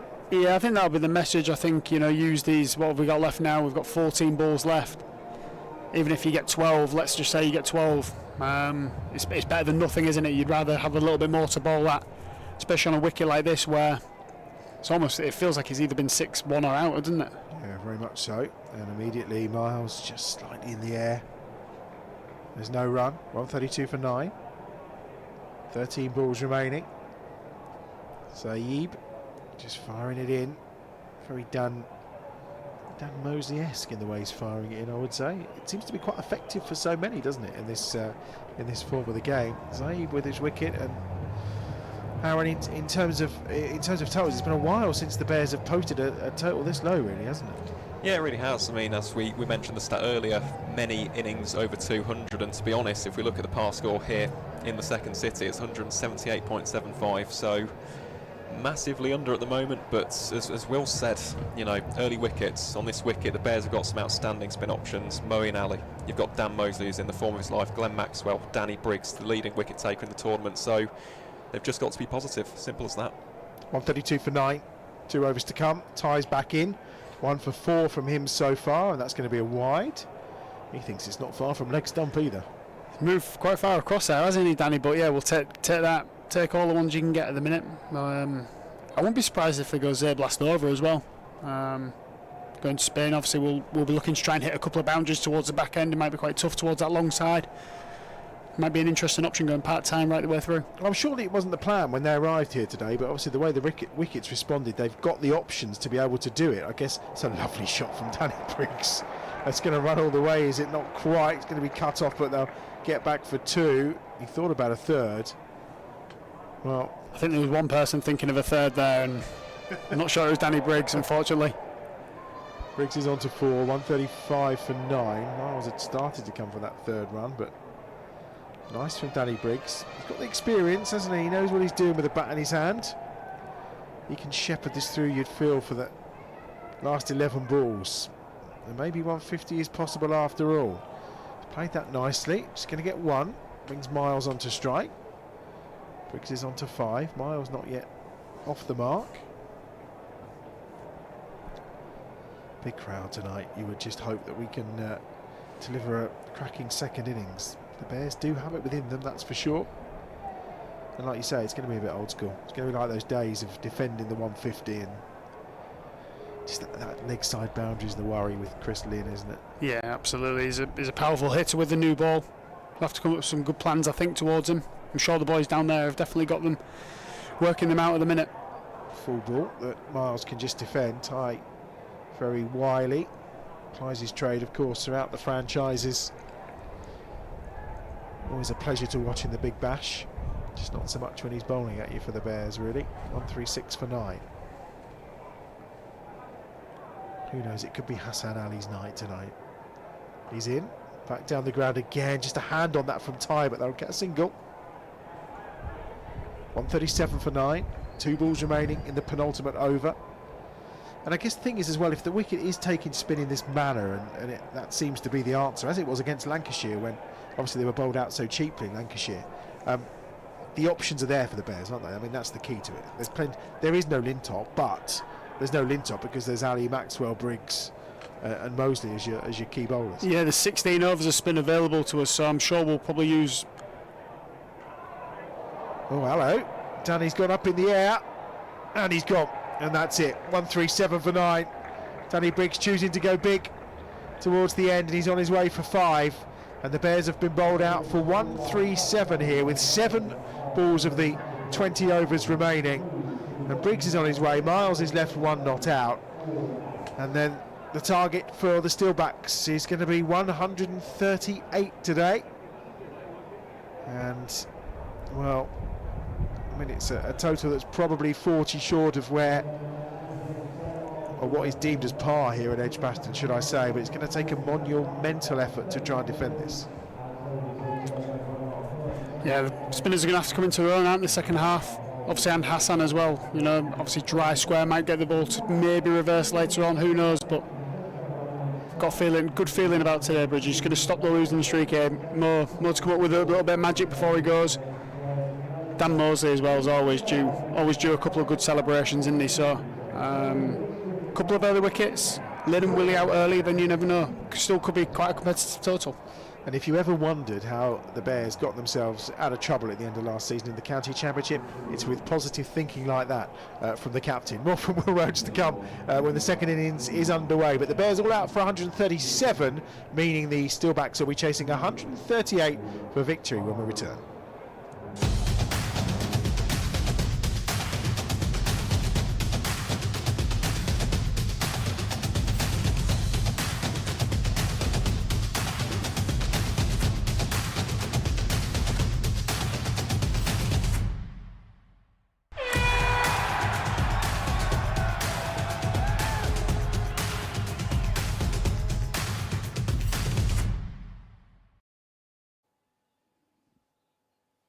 Well, there we have it, 137 all out with 7 balls in hand as well, which isn't great in a T20. That's a tough situation the Bears find themselves in.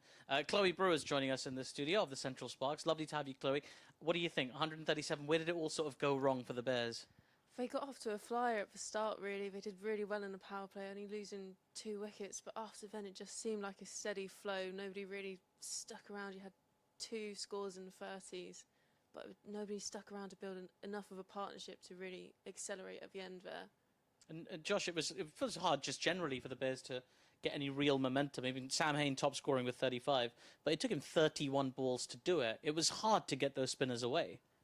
Yeah, definitely. And I think the fact that there was wickets falling at the other end, probably meant that Sam wanted to knock it around a bit more rather than, pushing the accelerator a little bit early. But, these things happen in T20. If you play an aggressive brand of cricket, you're going to get bowled out sometimes. So I think all attention now for the Bears will turn on what they can do with the ball and how they're going to try and win this game. Yeah, I mean, we'll talk about the bowling options, of which there are some very exciting addendums as well. We've got Hassan Ali to look forward to today as well. But, I mean, let's look at Glenn Maxwell again today. So looked like he might get going today, 15 which is better than the previous games, obviously. But we didn't get the fireworks we were after, Chloe. I mean, we've been building up to Glenn Maxwell sort of every game. We think this is going to be the one, this is going to be the one. I guess it's one of those things where if you play really aggressive cricket, it's going to be a little bit inconsistent. Yeah, but it's definitely one of those that it either comes off or it doesn't. He started off with T20, his first T20, he did really well. But that's the way he plays aggressively, so it's almost like a double-edged sword, isn't it? Yeah, I think if you play in that manner, I mean, up top, Alex Davies. If we go way back to when the innings started and Yates and Davies were batting, Alex Davies got 32 off 18 in the end, 2 massive sixes as well. It didn't look at the time, Josh, like it was going to be a 137 innings. It thought like we were talking about 200 plus. Looked like it was going to be on target. Yeah, I think we were slightly off with our predictions. Yeah, 200 ever so slightly. plus, yeah. But you did win because you were the closest technically. Yeah. But yeah, you know, Alex came out and played some really nice shots. I think the straight 6 hit off Sales, was it? Over long off, that was a brilliant shot. And, you know, everything pointed towards it being, you know, a wicket where 200 plus was well in play. But I don't think it's a bad wicket. It looked like it might have gripped a tiny bit as you'd expect on a used wicket. But I think probably the way that the Bears played, they thought that they needed to get that score again. So, you know, obviously a tricky one, and it seemed like going to be in for a lot of runs, you know, but that wasn't the case. But I think, you know, Northants bowled pretty well, and that's going to happen sometimes. It is. I mean, they bowled really, really well. And, you know, Chloe, we've talked about this hybrid wicket a few times already. It's holding together mostly, but the spinners seem to get something out of it. I mean, I've noticed it's in the kind of the trend is still full and fast, but you get the occasional one that just sort of holds in the surface. Yeah, absolutely. That's the dangerous one, isn't it? Where it just stops slightly, especially it's quite a fairly big boundary tonight. So that's the danger ball. The hybrid pitch holds up pretty well. So it's just that one ball, isn't it? What's been your sort of experience of it? Because you've played on this surface as well, on the hybrid wicket. How does it differ, for those that wouldn't know the difference, how does it differ from a regular wicket? I love playing on hybrid pitches. I find they're pretty much roads most of the time from a batter's perspective. Yeah, I do slightly prefer them. They do tend to hold up a lot better. This is its third game, I believe, on it, and it's holding up really well. So we can't blame the ground here, Josh. Basically, is what we're saying. It is definitely a case of just a superb bowling performance from Northants. Got to hold our hands up. No, definitely. You know, everyone knows Gary here is one of the best in the business, and I do think still a good wicket. The hybrid wickets tend to be really good wickets, but just one of those things. I think, like you said, the spinners of Northants in particular bowled really well. Heldrich and I actually really like Russell, a leg spinner as well. I thought he bowled nicely without maybe quite as much reward. Yeah, Freddie Heldrich, 4 for 27, I beg your pardon, from his 4 overs. So very, very impressive stuff from him. Andrew Tye, I was kind of waiting for him to come on the whole time. I was watching at the edge with the sound guys, and the 2 for 9 he ended up with in the end from his 11 balls. But it looked for a while like he might not even get a ball tonight, Josh. I mean, it just shows the spin was the way to go, which I think is encouraging from a Warwickshire perspective, because there's plenty of spin options for the Bears. Yeah, definitely. I think said on commentary we were talking about who had what overs left, and didn't even talk about Tye because didn't see he'd bowled already. So, you know, having an amazing death bowl like that just up your sleeve, not bowling early on, is clearly, you know, going to hold them in pretty good stead. But yeah, I think going forward now, you know, the Bears have got a lot of spin options with, you know, various different styles of off spinners and Danny Briggs as well. So be interesting to see how Moeen juggles that, and whether they bowl a lot of spin in the power play or whether they save it more for the middle. Chloe, what do you think? What's the key to defending 137, which is, from all intents and purposes, a low total? Yeah, it is. They've got some work to do, but it's not undoable, is it? They've just been bowled out for 137. So cricket's a game of two halves, and we can only wait and see really how it unfolds. Yeah, absolutely. It's not unlike the other game of two halves in some ways, which we've heard about a lot from Mr. Adam Bridge about. Yeah, they could do this. I mean, the thing is, at the back of their minds, they'll know that we've had this issue with defending 200 plus totals. But at the same time, you know, bringing in someone like a Hassan Ali, international experience, explosive bowler. We've seen him do it for Pakistan. It was here at the Champions Trophy. I remember watching him bowl and get 5 wickets for Pakistan that day. I mean, a bowler like that, that's capable of sort of inspirational performances, even on a surface that seems to be sort of supporting the spinners, or at least where the spinners have been successful. Like, that gives you a bit of confidence, bit of hope, doesn't it? Definitely. I think the key is going to be getting wickets, and getting wickets early. You know, if they can get people like Chris Lynn out early, David Willey out early, clearly that's going to be the way to do it. And it'll be interesting to see how they bowl at Chris Lynn. I think a lot of teams tend to bowl spinner him early, so be interesting to see whether it's Briggs spinning the ball away from him, or you know, how they open up, really. Yeah, it's such a shame, because we had Pyro set up today as well, Like, you know, there was all the flames going up. We saw it a few times when the Sixers were here. But there were, I mean, another 63 runs would have helped because then you'd see the pyro a bit more. I was excited about seeing more of that. But never mind. We could still see the pyro up to 10 times if he got 10 wickets. That's something to look forward to. Yeah, what do you sort of...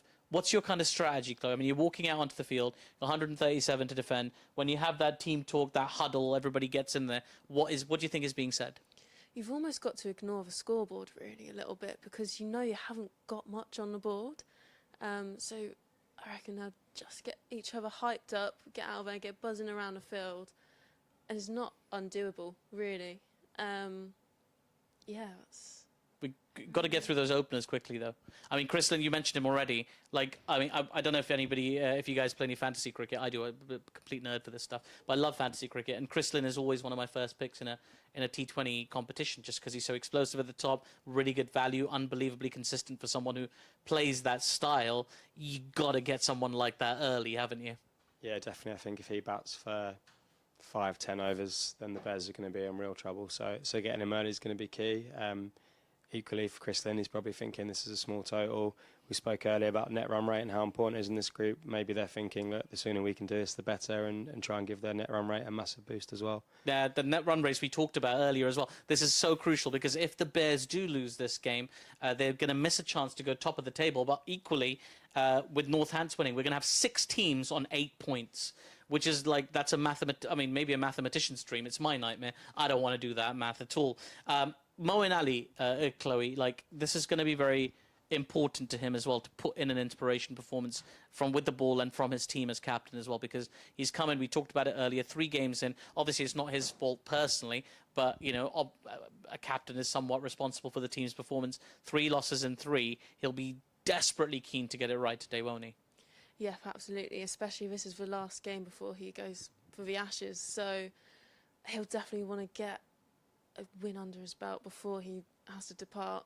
Yeah, how do you sort of reconcile that as well, Josh, in your mind? Like, the idea of, like, because, you know, before him, Alex Davies is having a reasonably good time as captain, 4 wins out of 4, you know, doing fine. And then, you know, obviously Moeen is a superstar, a capable cricketer. We know this. We all know how great a player he is and how much value he is there. But, like, if you just look pragmatically at the rhythm of the team, is that something that is going to become more of a thing? Because we almost say it jokingly at the moment, don't we? Like, ever since Moeen came back, they've lost 3 games. But, like, if 3 becomes 4, you know, played the first 4 without him, won them, played the next 4 with him, lost him, does it become a real thing? Or do you think it's still something that's in the margins? I just think it's one of those things, you know, he's a brilliant T20 cricketer. He's just come back from winning the IPL. So, you know, clearly an amazing player. And I think just one of those things that happens, if you got a chance to put Moeen Ali in your side, you're obviously going to do it. You know, and who's to say they're not going to turn this around and win tonight with Moeen Pfeiffer. But, you know, Alex will probably be back on the reins for the next game. So it'll be interesting to see what happens with the run. Well, that'll be something. A Moeen Pfeiffer there. That would be quite something. And it's not impossible with the surf as well. Do you think he'll open the bowling? Not sure. I don't know. I think with it being Chris Lynn opening, I wonder if they'll go Briggs to spin it away from him.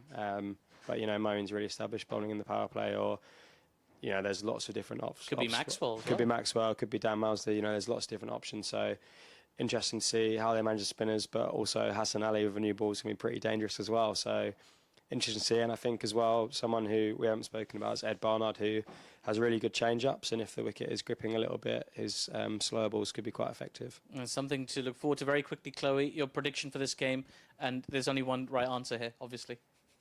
Yep, there is only one answer. Fingers crossed, touch wood, Bears win. Bears win. Very good. I like it. That's the energy we need, guys. We're going for a Bears win. Leave it in the comments as well, what you think the finishing scoreline is going to be, how many runs the Bears are going to win by. The players are out in the middle. The game is about to resume. The next voice you hear on commentary is going to be Mr. Adam Bridge.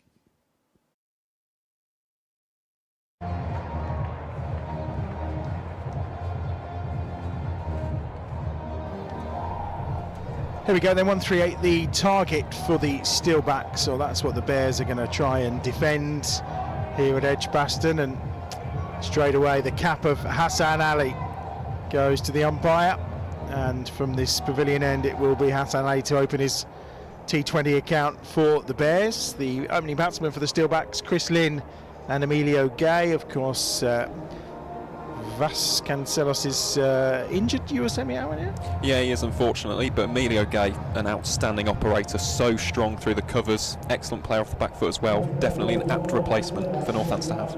And Chris Lynn, do we need to say much about him? His T20 career average is pretty good. Unbelievable player, absolutely unbelievable. Scored over 700 runs for Northants so far. He's only been there for a couple of seasons, so Chris Lynn, Lynn's sanity, as he's known over in Australia.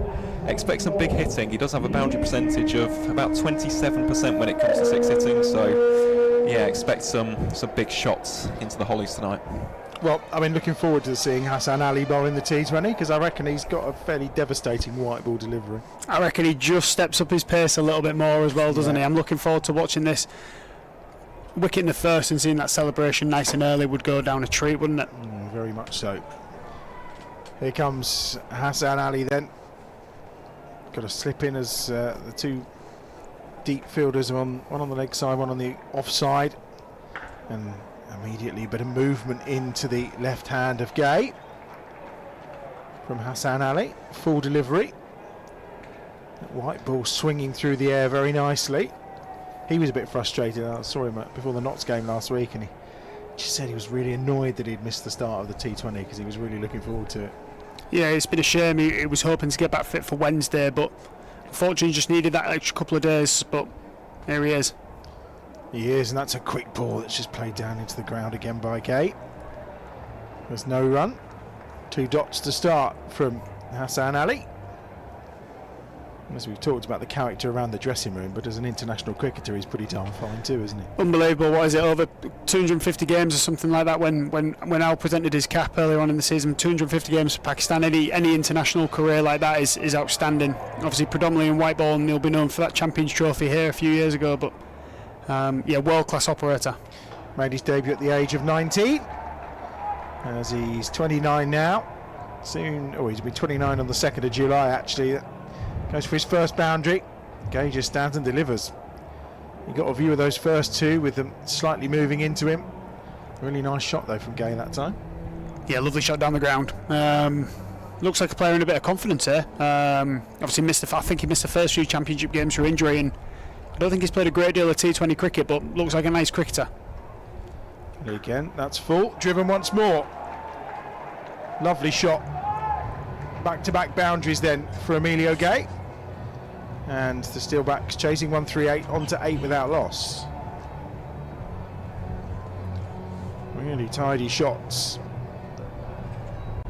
from Emilio Gay. Race to the boundary, both of them. Hardness of this new ball as well. It's all well and good when it's swinging, but that's the other thing. Crisp cricket shots get rewards. 8 without loss. It's better. Gay's furious with himself for not taking that one on as well. 1 ball to come in the over. 8 for no wicket. Hassan Ali gone for the long sleeves tonight as well.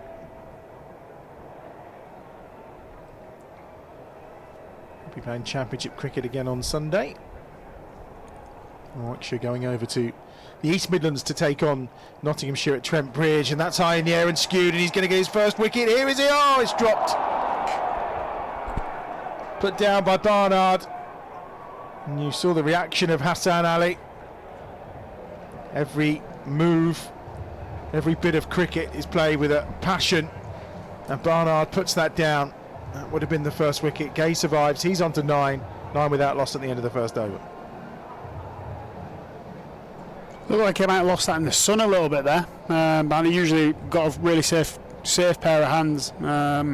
That's what you need, isn't it? A low total wicket in the first over, 2 good shots, and then a wicket. That'd have been a nice start. Shame he couldn't hold on to it. There he is. This is the main man. He'll love this occasion. So I said it on Wednesday on commentary, and he delivered. So he'll be all over this. And you'll know he's got a pivotal role, got a little bit more responsibility in the team now. You know, considering his age, his age is still 22, 23 years old, but he's got that responsibility now, and he's thriving off it really. Has he had a trim as well? He was a bit floppy that first game. The hair was in the eyes. He had a hairband, didn't he? And I hear he had some hair grips for one of the away games as well. Absolutely shocking, Barnett, and he's good. He's good. He's had a trim. Obviously, hairdresser's got the money's worth there, and Sam Haynes also had a haircut as well. So the mullet's gone. Yeah, that had to go. I think Sophie, his better half, had something to do with that as well. Fired in towards the pads of Gay. Grabs a single. 10 without loss. Now, Chris Lynn is on strike. He's torn up the Big Bash many times. Plied his trade in the IPL. A couple of seasons with the Steelbacks. But not a great record against the Bears, Aaron.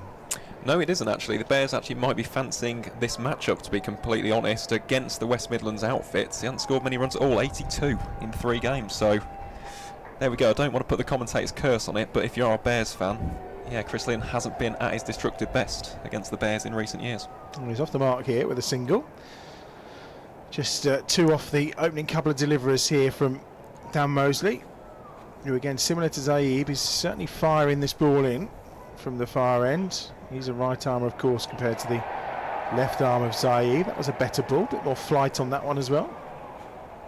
Not dissimilar to the off spinners I saw you bowling to Sam Hain the other day in the nets over on the Colts ground. Obviously, I've got him in good form there, haven't I? By what I threw down, I don't know whether they were off spinners or pies or whatever they were. They seem to have got him in good form, and he's averaging about 1 million this year. So, just trying to play my part there, Bridgie. With your cap on back to front. Now, Mr. Norwell and I had a discussion about that. Did he think it looked cool as well? You're not a teenager anymore. Come on. Oh, I've got to relive it though, haven't I? So there's a teenager in there at heart, but yeah, it's probably not cool. I think there's certain individuals in our team who can pull it off, and I don't think I'm one of them, unfortunately. But the big show. It's T20 cricket. Everyone does that now, don't they? Yeah, no, it's fine. Oh, that's cut away by Lynn. That was on the stumps that time. Yeah, Big Show still wears it back to front, doesn't he? Well, I think he can do what he wants. He's played so many games around the world. He can get away with it. Yeah, he must be coming up to about 400, I think, in domestic T20 cricket. He's not far off that figure. Oh, he's got him! He's got him! Mosley gets Lynn for 1, and Mosley strikes. And the arms are up in the air, and no surprise at the end of his first over. And Chris Lynn, the danger man's gone for 1, and they're 12 for 1 after 2 overs. Looked like a bit of a slower delivery that from Dan Mosley. I might have, if that's spun, then I'll be hearing about it all week at Trent Bridge. But great delivery, obviously. Like I said before, trying to set the tone. 12 for 1. Couple of big players to come. I think they're quite a top-heavy team, top 5 team. He's flown. He threw it up. Is he? Brilliant. Yeah. Well, I've got 4 days of that then at Trent Bridge, so that's going to be interesting. But good start. 12 for 1. Lynn's missed it on off stump. Very nice ball. No arguments there. I mean, he said to me the other day, I'm firing it in, it's not spinning much. That was decent. It's good. It's another international scout from as well, isn't it? It's another name that'll be dropping around the change rooms all over. But great wicket. Obviously, I know Aaron said he's not got a great record against the Bears, but wow, he's a destructive player, isn't he? And he's played some unbelievable innings in the Big Bash and here in the T20 Blast. So to get him out early is brilliant. And I think there could be a lot of spin for the next or for the foreseeable future anyway. Danny Briggs is coming on. Josh Cobb is the new batsman for the Steelbacks. What's his record like against the Bears, Aaron? Well, it's excellent, to be honest. In fact, of any player on the pitch tonight, he's got the most runs out of anybody. 447 at 24.83 to be specific. Very, very powerful cricketer is Josh Cobb. When he bowled 1 over earlier, of course, as Briggs is in, back down the ground from Gay. He strikes a hard ball, does Gay, doesn't he? Every single time. Hassan Ali, though, were crisp shots, and I thought he was using the pace, but there he's given that a fair old whack of Danny Briggs. He's got himself a single and brings Cobb on to strike. Power of the left-hander. Start of the 3rd over. 13 for 1. 125 more required, so the required run rate is only 7 and over, but it's about putting the squeeze on in a similar way to which the spinners did for the Steelbacks. Briggs, the leading wicket taker in the T20 Blast. A little bit short with that one, that gets turned on the leg side. Just a single. Fielded by Sam Hay, 14 for 1. I think don't be surprised if Northampton come quite hard in this power play here. A good power play for them, one maybe 2 down, but if they get 50 or 60 it really knocks a dent in the score, doesn't it, these low totals, so I think they might keep coming harder. Briggs again. It's lifted into the gap beautifully. Well, I just talked about his power. That was all grace from Gay. He moves nicely onto 16. Really lovely shot. Yeah, lovely shot there. Mid on and mid off both up. Just wide of Maxwell at mid on and Craig Miles at cow corner there. So yeah, lovely use of the feet. Like I said, I think they'll come quite hard here against the spinners in the power play. Only 2 men out. Try and put a dent in that total for the middle order. Obviously when Mo and Maxwell come into the game a little bit later on, they're going to need to be ahead of the game, I think. Yeah, changing the field. So Maxwell's gone out to long on now. So the 2 fielders are cow corner and long on, and immediately that's drilled down the ground, and Maxwell will do the fielding. One of those moves by the captain that works straight away.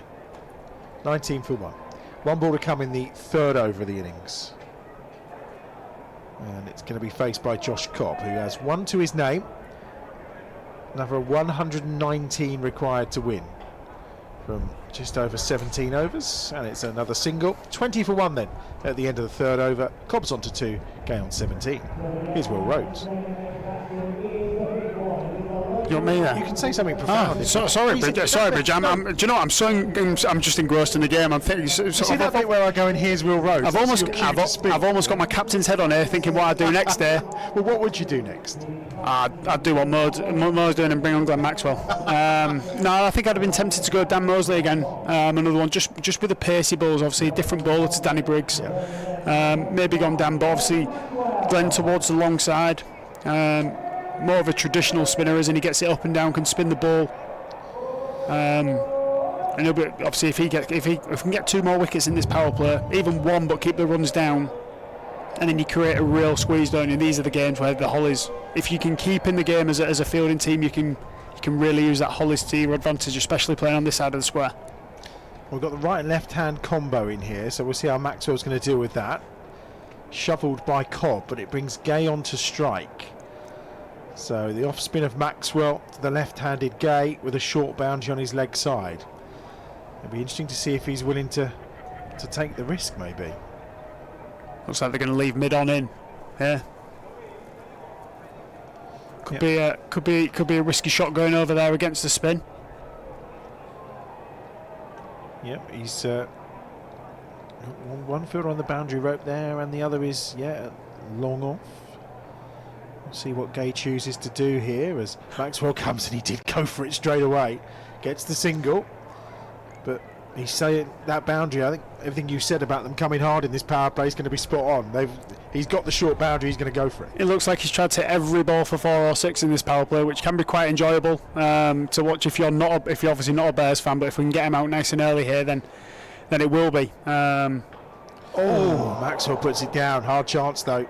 That was really drilled back by Cobb. He'll be disappointed with that, Will Glenn. Obviously one of the best fielders on the circuit, isn't he? He usually catches absolute pigeons with those buckets. Cobb turns out the leg side. Got to be quick here, and he's gone. No signal from the umpire, who says it's not out.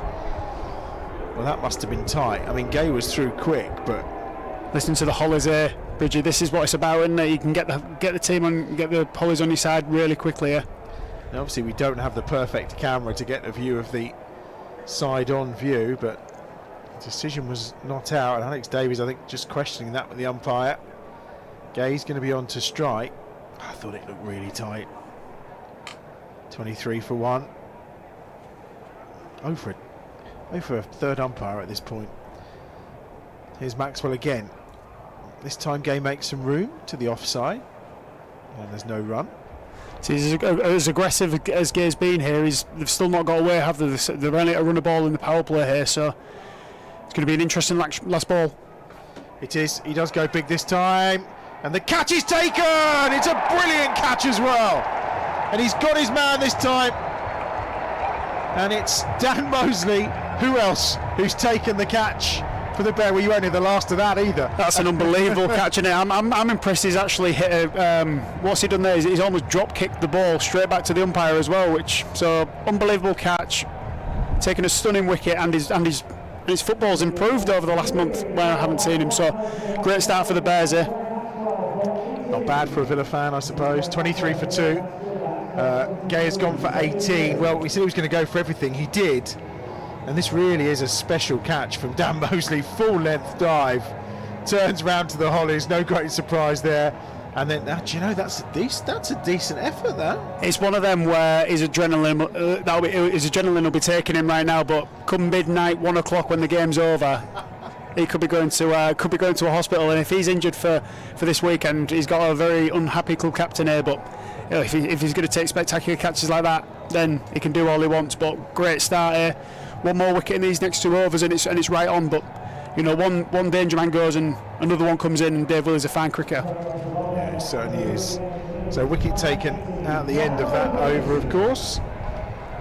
And it's time for Mosey to get his bowling boots back on again from this pavilion end. Moeen Ali in deep conversation with him, as you can see. And it's an opportunity here, maybe, for Mosley again to show what he's made of. And again, that's a decent ball. It was on the stumps. Chase on here for Hassan Ali. They're going to get 2. Taken by Davis. 25 for 2. Start of over number 5. Cobb is on to 6. David Willey's the new batsman, by the way. Forgot to tell you that. Yet to face a ball. Mosley again from this pavilion end. Oh, he's got him, has he? Yes, he has. It's an absolute beauty. And it turns 2. And he's gone. Cobb is out. Mosley is running the show. 2 wickets and a catch. It's 25 for 3. Clever, very clever bit of bowling now. I think he knew Cobb was going to come hard. Obviously spinning it into the short boundary, and like I said, knew he was going to come hard. Took the pace off, nice and brave. Cobb, big shot there, just spun it through the gap, top of leg stump, beautiful delivery there. And now 2 lefties in, so probably a lot of off spin coming, but 3 down in the power play. It's a great start. You know, obviously the run rate probably won't play too much part now. I think we're going to have to bowl them out to win the game, but it's a great start. 3 in the first 5 overs, and you know, Mausch can't keep him out of the game. Unbelievable start for the big fella. Well, he ain't going to be out your ear either, is he?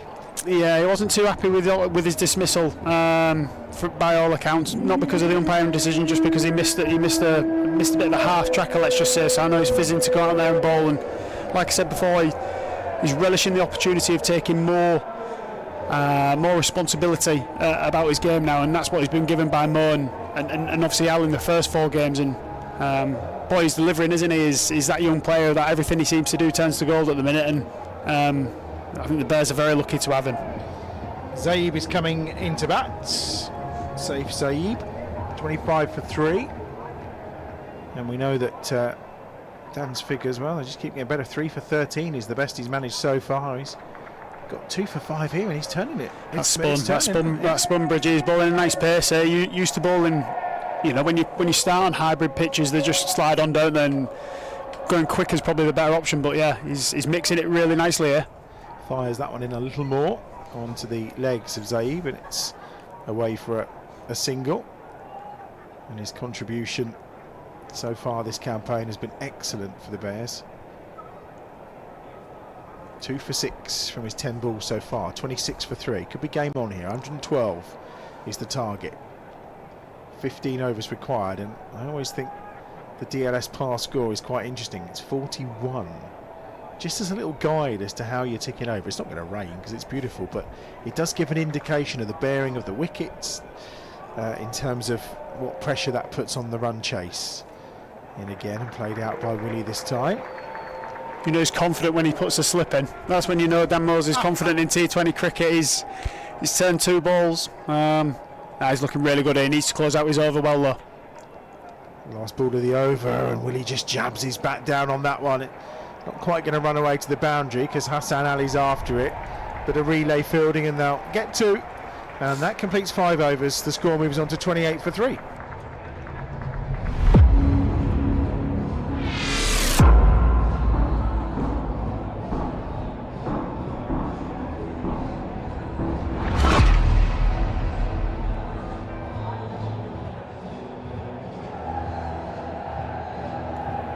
1 over left in the power play, and the Bears had a pretty good power play, but the Northamptonshire Steelbacks here have been checked by Maxwell and Mosley. A wicket for Maxwell, 2 for Mosley, 28 for 3.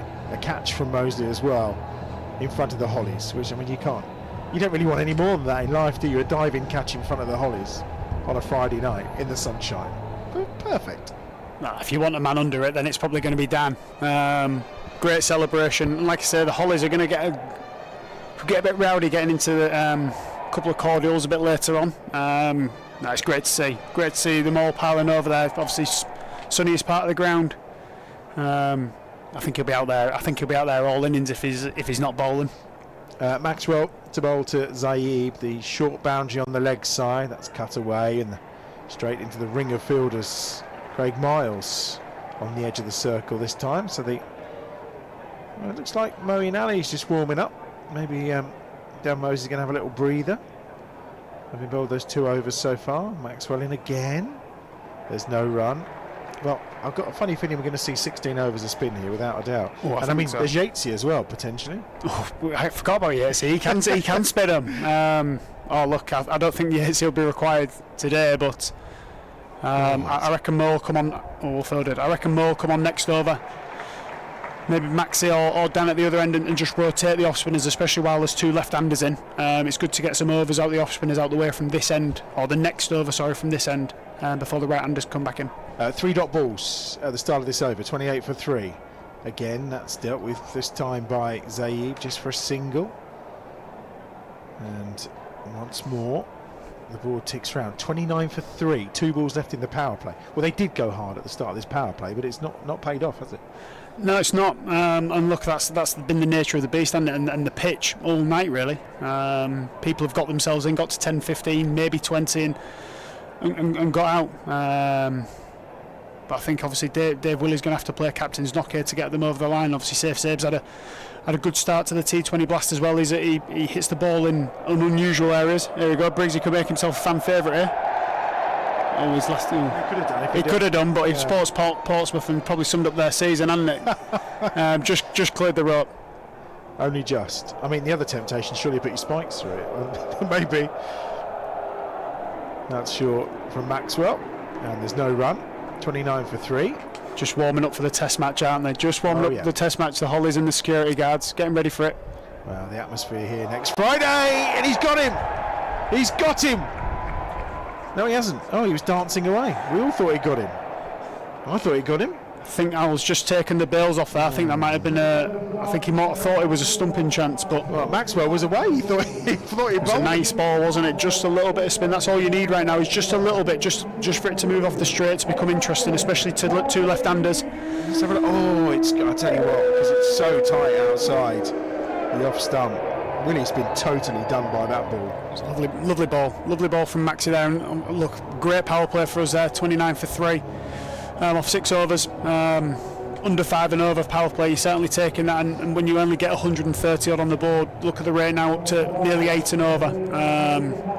It's a bit of stick or twist for the next 4 overs for Northampton. Yeah, it was certainly an attempt at a stumping, but again, nothing doing with the umps.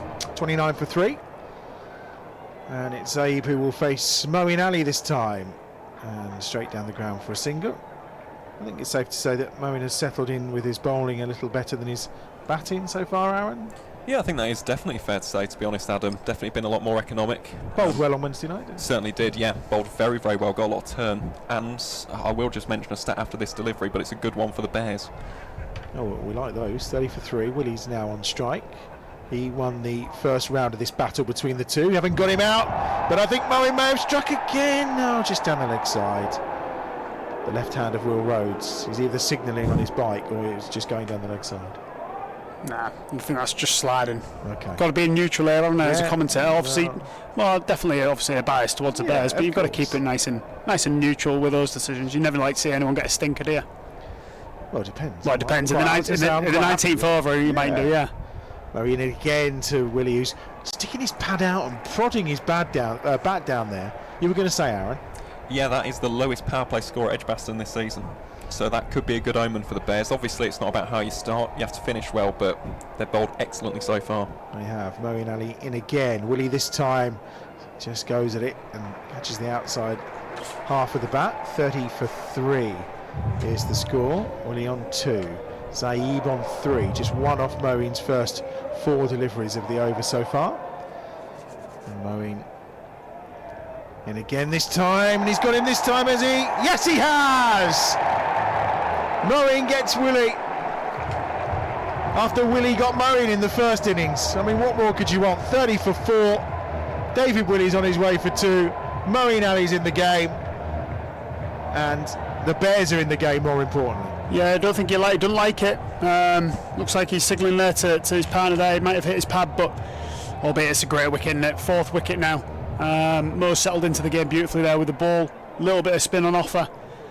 Hughes pitch might just be playing us, doing some good for us. It's obviously 130, might be competitive in the end. Well, I was going to say, like you said it halfway. You never know, do you? Here's the ball. Oh, that's a beauty, isn't it? It's an absolute beauty. And he's convinced. Willie not happy, but Moeen Ali, the Bears captain, gets the Steelback skipper.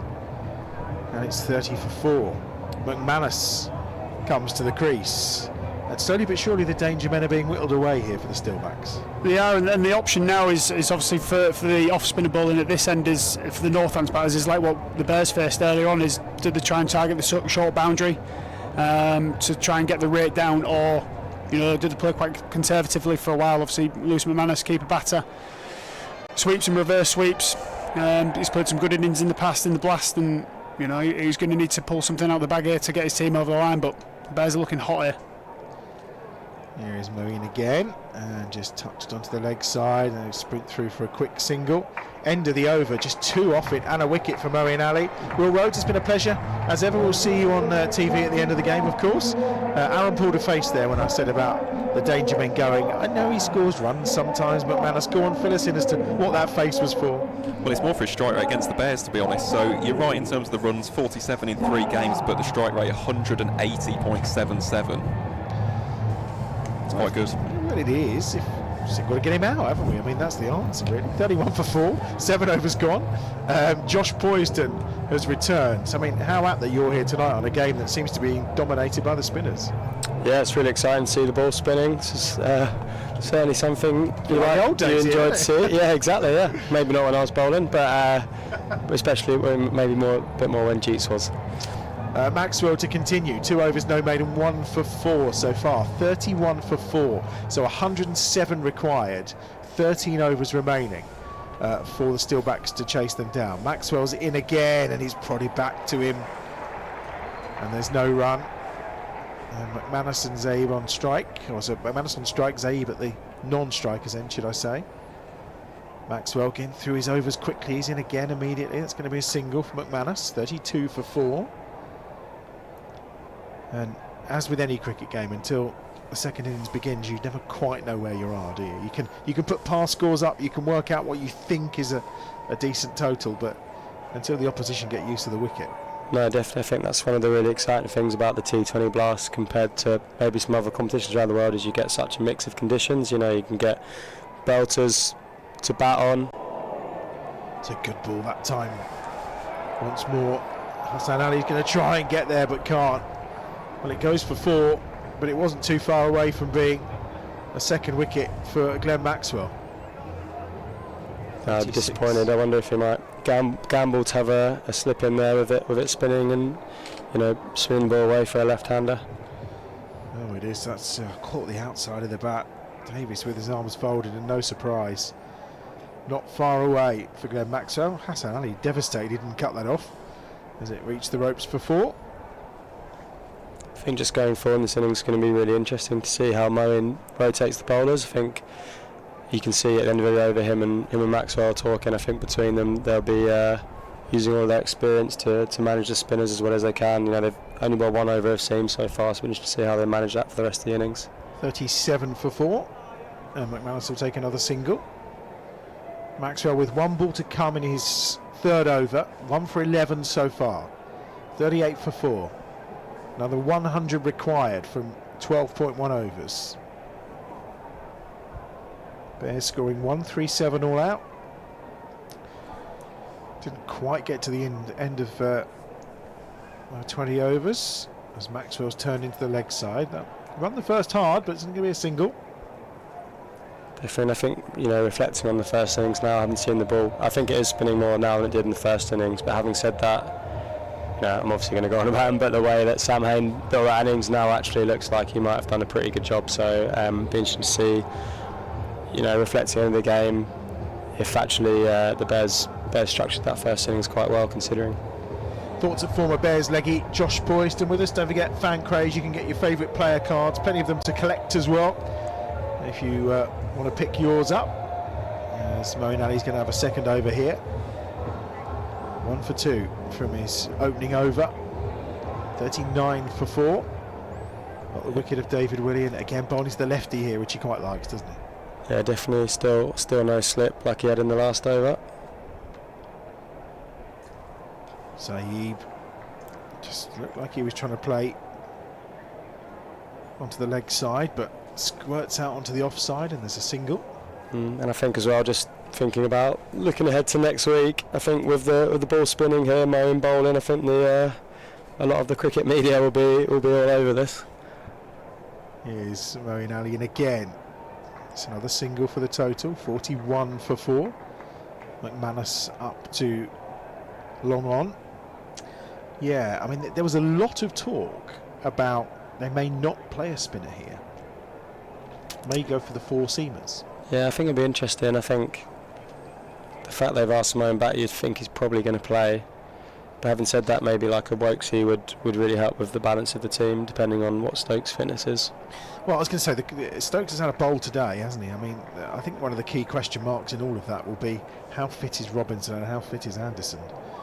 Can they play 5 days? That's the challenge, isn't it? They're obviously getting lots of time on their feet at the moment up in Scotland on the golf course, so I think they'll be completely fine. Best way to prepare, isn't it? Yeah. Ali's in, pull to the leg side boundary and out. And it's another catch for Dan Mosley. And you know it is because of the way he turned round to the Hollies to celebrate. Moeen strikes again, gets his second of the game. And the Steelbacks have lost another wicket. The catch from Mosley, bowled by Moeen Ali. And what looked like a relatively simple chase after 8.4 overs is turning into a bit of a nightmare here for the Steelbacks. They're 42 for 5. Yeah, still lots of work to do. I think Taylor coming in now played an absolute gem of an innings that I'm sure Aaron's going to bring up in Jinky Patel's last game when they chased, how many was it, Aaron? A lot. It was a record chase at the time, 193, spot on Josh Poyston, spin badger for a reason. Yeah, career best score of 50 not out came against the Bears in that game in 2020, so definitely a danger man. In that game as well, I do have to say, Northants needed 70 runs in the final 6 overs, and they chased them down with 3 wickets to spare. Yeah, I remember that day. I was commentating, I was getting a bit excited and then obviously got very unexcited. Yeah, slightly different wicket to this though. Yeah, very much so. 42 for 5 then. Moeen's got 2 for 5 from his 10 balls. Signing off in style is Moeen Ali. Interesting that he'd not gone up to join the guys in Scotland already. I'm going to assume that may have been part of the conversation between the Bears and the ECB. Just let him play Friday night and then he's all yours. And he's in again, this time bowling to Taylor, who is, as Josh said, the new batsman. 1 ball to come in over number 9. So see here, interesting. Tactically, he's got his mid-off up, which you like to see, trying to get Taylor to gamble and get another wicket. Just going to be a single, 43 for 5, which means 95 more are required from 11 overs. So that run rate we were talking about earlier is suddenly slipping up to almost 9 and over, having begun much lower, much more comfortable. It was looking a lot easier when it was around the 7 mark. Now we're up around 9, so the pressure's being applied. Yeah, definitely, and clearly the higher the run rate gets, it's going to be harder to score quickly if it is gripping. I just think going back to the rotation of bowlers, I wouldn't be surprised if we saw Ed Barnard soon. I know he's a seamer, but he's got really good slower balls, and I think if it is gripping, he'll be quite effective on the surface as well. Glenn Maxwell, 1 for 12 from his 3 overs so far. Final over from him from that Birmingham end. 43 for 5. We've only seen one over from Danny Briggs as well so far. So although we feel we may get a full quota of 16 potentially from the spinners, there's still plenty to come from the front line spinner, in particular in Danny Briggs, as they just take a quick one. It's fielded by Sam Hay. And Zaib is on 11. Taylor's on 2. It's 44 for 5. Final over from Glenn Maxwell. May have not quite delivered with the bat tonight, but I think, as we've seen as well, they've tried to fetch a couple of balls on this wicket, and it's proved difficult to that short boundary. Yeah, definitely. It seems like there's been quite a few caught on the fence out there, doesn't it? Which can happen sometimes. I've definitely seen smaller boundaries here, but I think, sometimes it does, draw the batters in to play the big shots when it's not quite there. Yeah, I was going to say short boundary time is usually when they're getting a test pitch ready, isn't it? Because the middle, which is kind of where we're right behind here in our commentary box, is always needed at this time of the season. There's definitely smaller ones than this. I think that Gary the groundsman got in his locker. 45 for 5. Maxwell in again. Oh, well. I think that was a chance. It is. By his reaction, he's already put one down, which was a really tough one. That was also a tough one because that seemed to be going at ankle height, but he's such a good fielder. He's furious with himself for not holding on to it. 40. Oh, and again he's beating him outside the off stump. Taylor may have got a little flick on that all the way to the boundary ropes for 4. There was some bat in it. Yeah, I think that's one of those, maybe to the left-hander you'd say there'd be a slip, but I think for an off-spinner, if it's clearly spinning as much as it is, then a slip's probably not the first fielder you're going to think of, from an attacking point of view. You see now mid-off going back as well, probably just trying to get out of his over with 2 balls left. Yeah, 1 for 18 so far from Maxwell. That's fired in on the pads of Taylor, who's on to 6. And there's no run. 49 for 5. About to reach the halfway mark, where the Bears were 78 for 4 after 10 overs. So some disparity in terms of runs, and also Northants have lost 1 more wicket. But there is that 50, and it comes at the halfway stage. 50 for 5 then after 10 overs. See Hassan Ali back on the pitch. I think he was just off there for a bit with Ethan Brooks on the sub-fielder. But yeah, I think it's going to be the key now is going to be how they rotate the bowlers. Looks like, is Moeen going to keep going here? I think Moeen's going to keep going, or Briggs maybe. Yeah, it's going to be Danny Briggs. Break Moeen up a little bit. Maxwell's obviously bowled out now, so see a bit of Briggs from this end. Spinning it away from the shorter edge is probably a good decision tactically. Lovely noise coming from the Hollies, and as Will Rhodes was saying earlier, it's one of those tight games tonight where you want the Hollies to get really behind you, don't you? They create that hostile atmosphere. 100%. I think when you're defending a lowish total, it's and you get a wicket here, that big cheer, it definitely is a helpful thing and helps with momentum, and really knowing the crowd is right behind you. That's well done by Danny Briggs, who's managed to, he seemed to be heading left and suddenly got down and stretched that long body of his to the right and managed to stop that going for a single. 50 for 5, start of the 11th over. Briggs in again. Nice bit of grip and turn. Get a single though, with Moeen Ali doing the fielding. Yeah, it'll be interesting to see how safe Zaid plays. This very attacking player. Bowled a lot of off spin at him so far. If it is spinning, maybe taking option against Briggs. He just ironed up the leg side boundary, which I always think as a bowler is a bit of a telltale sign. But as well, that's the longer edge. So interesting to see how he plays this. And Josh, how much are you looking at what the batsman is up to, or are you just focused on your own plans? They've got too many out. Only got 4 in the ring, sorry. Yeah, really interesting field here. You see with mid-off up as well. They know he's going to go leg side. Almost got a fine leg in. Oh. Well, I think Zaib's looking going, hang on a minute, that was down the leg side, but I think there's that bit of latitude, his movement. Yeah, this is, you don't normally see fields like this. So eventually what Safe does if he tries to open up the offside. No, still going leg side. Alex Davis is the one who's chasing after that. He's not going to get there all, and there's wanted a second, did Zaib.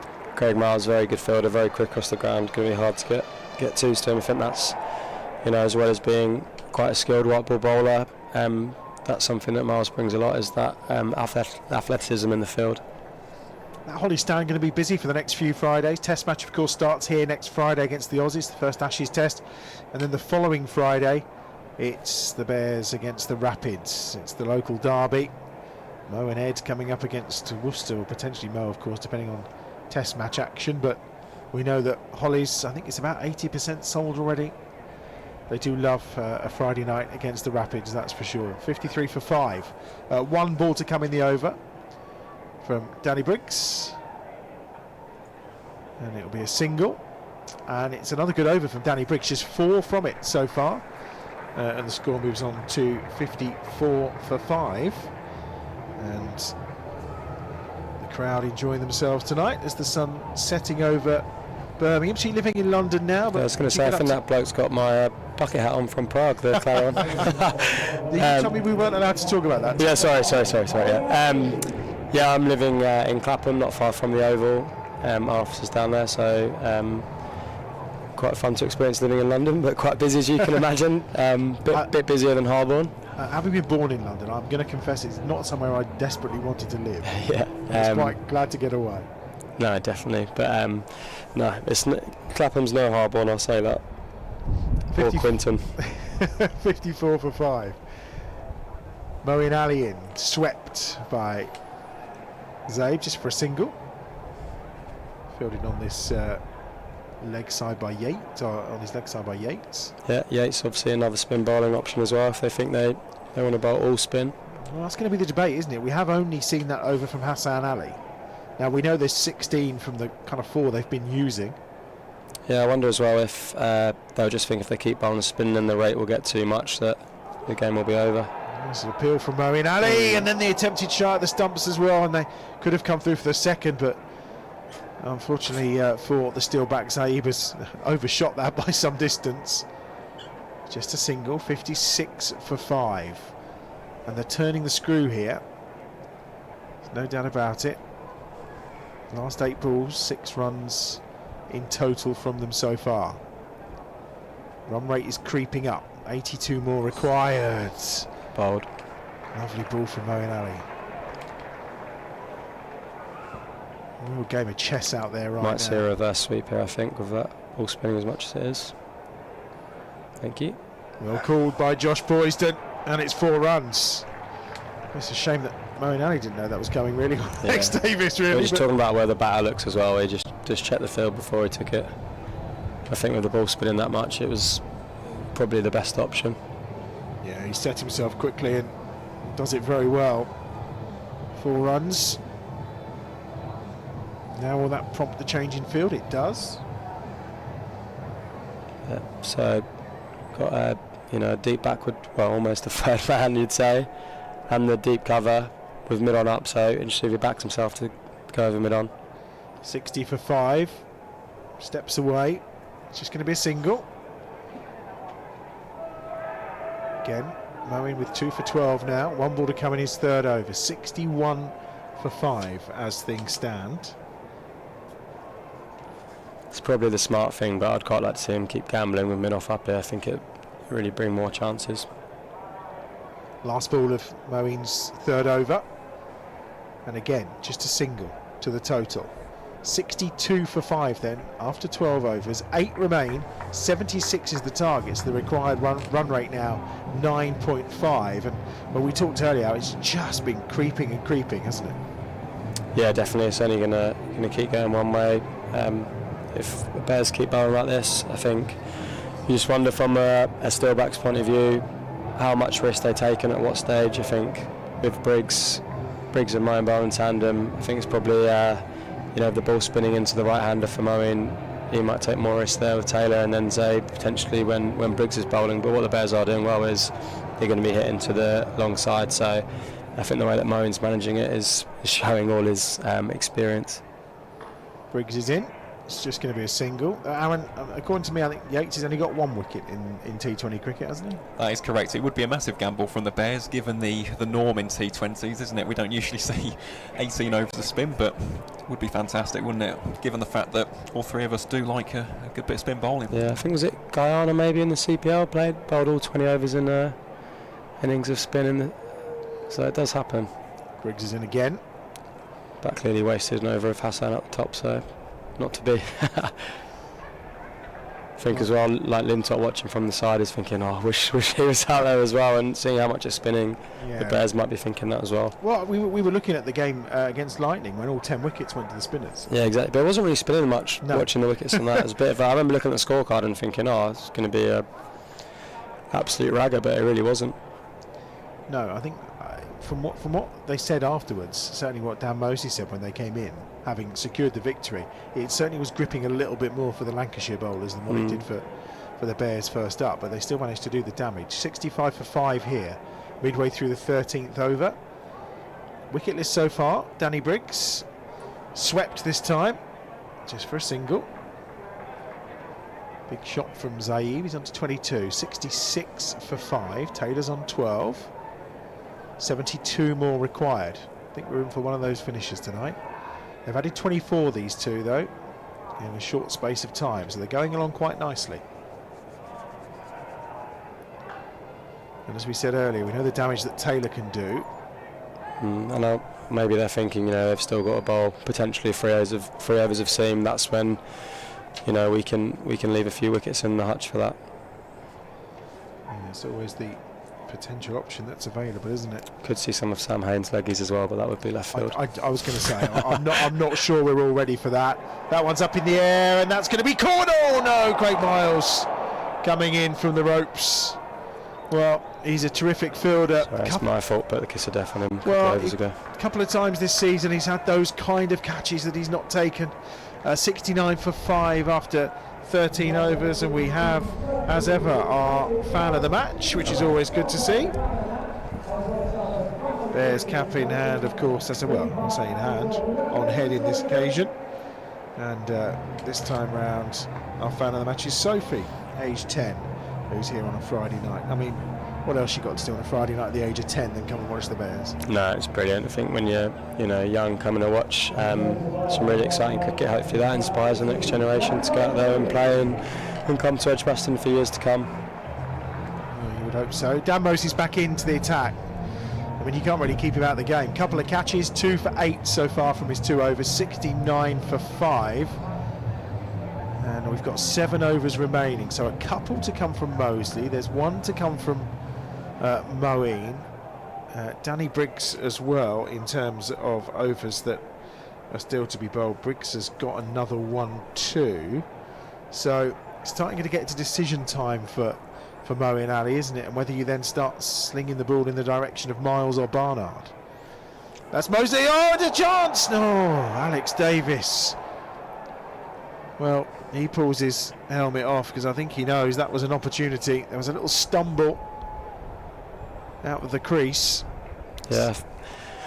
Going back to the question, I think they'll probably just bowl spin for as long as they can. I think, they've clearly got a lot of options to bowl at the death.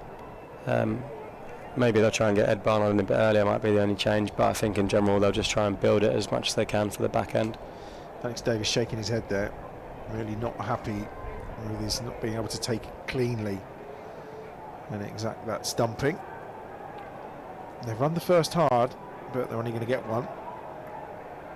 Score moves on to 70 for 5. 4 balls remaining in the 14th over. 68 runs required to win. 28 balls remaining. No, that's me not adding up correctly. It's 40 balls remaining. Yeah, I think from a Bears point of view, they probably wish there was 28 balls left. If only there was, yeah. The 6 times table, I lost it for a moment there. That's called the hangover from Prague. You know this. Well, I think Aaron might need to step up then in that case. 70 for 5 is the score, an extra single. Look, we're fine to talk about it because there'll be a lot of Villa fans watching who will, next season in the Conference League, be able potentially to experience what you and I have for it's just such a massive competition. So biggest in Europe. Clearly, yeah, if not the world. And someone did message me and went, "Why is you calling yourself champions of Europe?" I said, "Because the champions of the European Conference League." Oh, what a catch that is from Moeen Ali!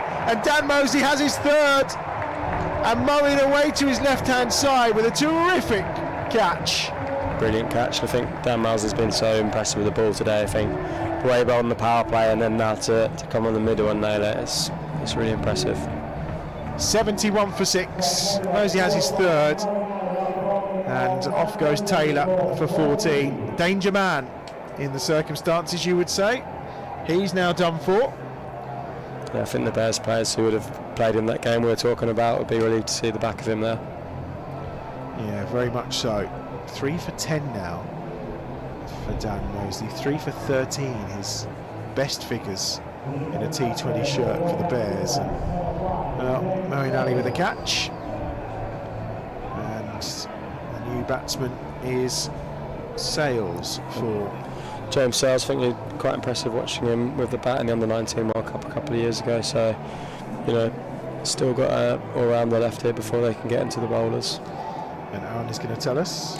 Yeah, he is exactly just echoing Josh's words, to be honest. His career best score is 12 in the T20 Blast, so he hasn't exactly lit the competition on fire, but definitely a capable option. He's got some runs in Red Bull cricket, has he? He certainly has, yeah. Scored a maiden 50 this season. Yeah. Racing through for a quick run here. Just 1 to the total. So he'd have been playing with Jacob Bethel? Yeah. You can speak, your mic's on. Oh, I didn't realise that. You were still on from it. I was asking to go, yeah, so Jacob Bethel was in that under-19 side as well, wasn't he? Oh, he's captain of that team, wasn't he? Yeah.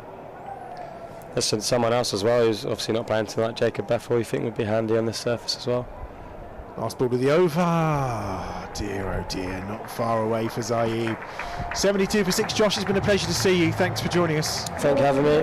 Always a pleasure. Yeah, brilliant. Josh Poysden, who will make way.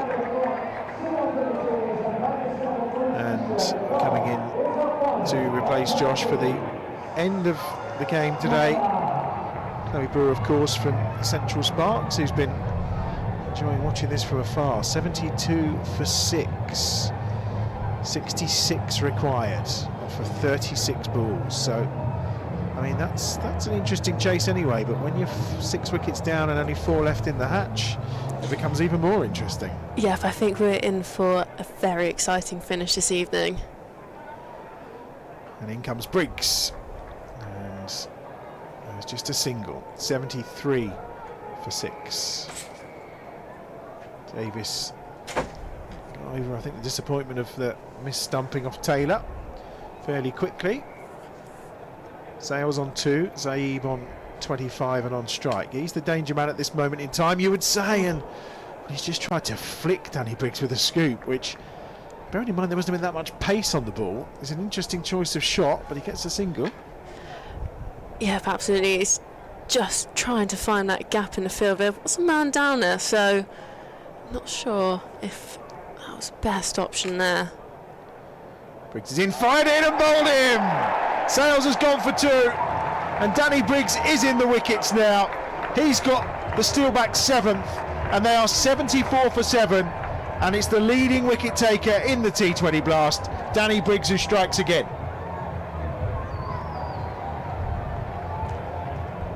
Really good delivery from Briggs, and you can't keep him quiet.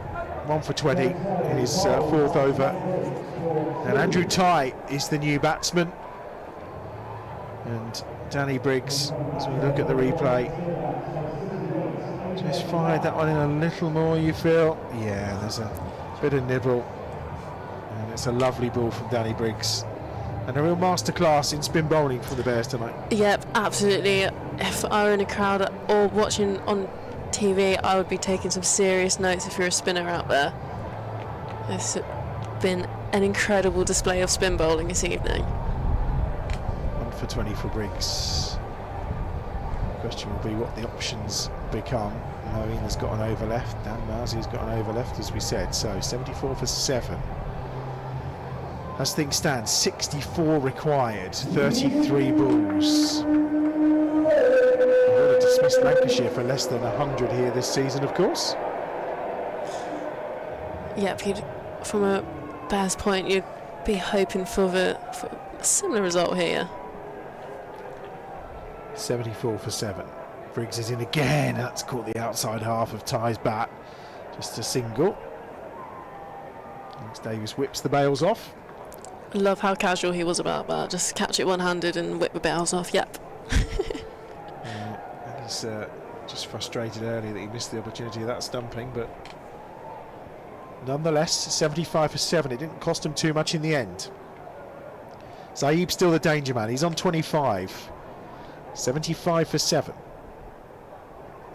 Gets the reverse out, no run. And Danny Briggs here has finished off really nicely. 1 ball to come, 1 for 21 so far from his 23 deliveries. And again, there is no run at the end of the over. 75 for 7 then with 5 overs remaining.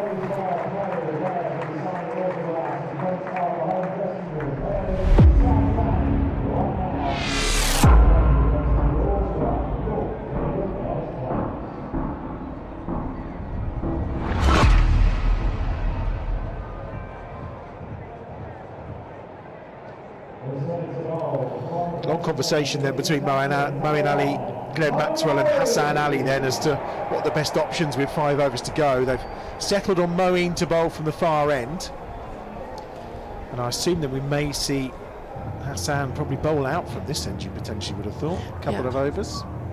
Yeah, absolutely. There's some crucial decisions to be made now, isn't there? Getting towards the back end of the game, these decisions are essential. Proper old school T20 game tonight. Low total, being defended superbly. 75 for 7. 5 overs to go, then 63 required off 30 balls, and then Ty giving it the long handle into the leg side just for a single. 76 for 7 the score moves on to. I think it's been a fair while, Aaron, since the Bears have defended this kind of total, isn't it? It certainly has been. Again, I'm not going to put the commentator's curse on it, but things are looking okay for the home side here. 76 for 7 into the final 5 overs. Haven't even reached the Bears total after 10 overs, which was 78 for 4 as things stand. And Moeen Ali's bowled him! And he's gone, Zaid, the danger man. He's out for 25. Another wicket for Moeen Ali. He's got 3. He's got 3 for 14. And the Steelbacks are on the ropes. 76 for 8. Yep, 2 wickets left. This is going to be an explosive finish. There's not going to be given up here by the Steelbacks, but the Bears are thoroughly on top here. In comes, well, the pick of the bowlers really for the Steelbacks. And that's the introduction of Heldrich. He bowled superbly. And he's now coming in to try and get his side over the line here. Long way to go though, 62 required. And we have 28 deliveries to come. Yeah, run rate just creeps up to 13.3 now, and you've got 2 wickets left. Well, it started at just under 7, so yep. I think that's the magnitude of the pressure that's been applied here by the spin of these Birmingham Bears, and we did say that potentially that could hold the key to this game. Really good bowling effort from the Steelbacks with their spinners, but the Bears, even without Lintott in the side, I mean that's one of the key things as well. Imagine if he'd been playing too. Moeen in, oh, it's a beauty. Alex Davis takes the bails off. There was absolutely no movement from Heldrich. I don't think he knew what to do then, frankly. Lovely from Moeen Ali. This could all bode well for next week. In again, that's on the stumps and turned for a single. And it's 77 for 8. 2 balls remaining in Moeen Ali's spell. 3 for 15 so far. Be interesting to see where the man of the match award goes today. Dan Mosley with 3, Moeen Ali with 3. Yeah, absolutely. You've got quite a lot to pick from today, haven't you? And those 2 are the standout performers with the ball so far. 77 for 8. Heaved into the leg side again by Ty. On the long handle once more. 78 for 8. 25 remaining. 60 required for victory. That's definitely a tall order there, isn't it? Yeah, the Bears all out for 137, not seeing out their 20 overs in total. Delicate from Heldrich, but there's no run, and Mo finishes 4 overs, 3 for 16 from Moeen Ali. A real captain's effort tonight. May not have delivered with a bat, but he's certainly delivered with a ball again this evening. Really terrific performance from Mo. And in terms of his Best figures, of course, in this form of the game when he once took 5 wickets, so he's not quite up with that kind of standard. 5 for 34 in the domestic format of the game, but super performance from Moeen Ali. And now it's decision time, really, so it's like it's going to be Hassan Ali from this pavilion end, so we've not seen pace bowling since the first over, and we're going to see it again in over 17. Yeah, absolutely. They've definitely identified what works in the first innings, and that's played to their advantage, and they've used spin to come back out of the Steelbacks here. They certainly have. Hey Jude now ringing around Edgbaston. The lights are on, the sky is beautiful, and Hassan Ali is in full flow, and that's a lovely ball, but it's drilled back down the ground by Ty. So the moment we see an introduction of pace, we see a boundary straight away. It was full, it was swinging, it was pacey, and Ty just flung his bat at it and gets 4 runs. Yeah, that's a thing with pace here. The faster it comes, the faster it goes. And there's plenty of pace there from Hassan Ali. He looks untroubled as he gets back to his mark. Ty moves on to 7. Again, drilled back down the ground. Just going to be a single this time. Looks like Ty's approach is to swing at everything. 55 required. Yeah, 22 balls remaining. Sorry, I think that's the only approach you're going to have here, is just stand and swing and hope for the best. First time that Eldridge has had strike up that far end. He's on 1. 83 for 8. Plenty of time. I mean, the game's whizzed through really quickly with the amount of spinners that have been bowled. It's only 5 to 9, and we're almost done and dusted. I was just looking at the cut-off being 14 minutes past 9. I think we'll be finished by then. Let alone getting into that final over. I reckon this could possibly be a shorter delivery here, just from the field. Hassan Ali's in, yep, not as full. He's drilled back down the ground, and that's really good fielding from Maxwell. Lovely dive and stop one-handed. So many facets to that man's game that you just marvel at. Tonight it was the bowling, one massive, massive 6, and then the fielding as well, quite exceptional. Yeah, absolutely. 84 for 8. 21 balls remaining. 54 runs required for the Steelbacks. And that's into the ground just for a moment. And Hassan Ali will play all day long if you want to, Andrew Ty. He's a real character. That's what you need. Certainly the Hollies were excited for a minute. Hassan Ali delivering for the Bears in this over so far. 54 required of 20 deliveries. 2 to come. That's up in the air.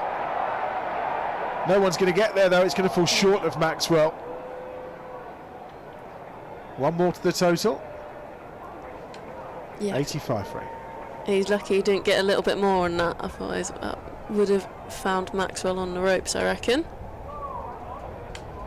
Yeah, certainly didn't get the full bat on it for sure. 53 required, 18 balls, 19 balls to come. Last ball of the over from Hassan Ali, just tweaking the field and moving them around the Pakistan international.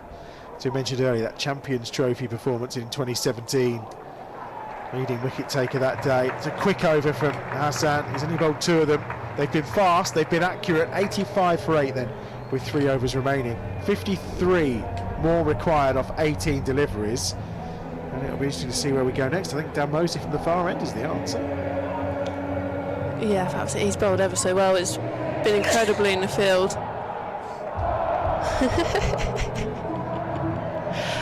I think this is my favourite song at a cricket ground. Well, to be fair, it was one of my favourite songs in Prague the other night, because they were playing this tune after West Ham's victory. There was a good sing-along to that one. Mosey's back in then, 3 for 11 so far. Has he got him? No, he hasn't got him this time. Again, quick work from Alex Davis, but this occasion not doing.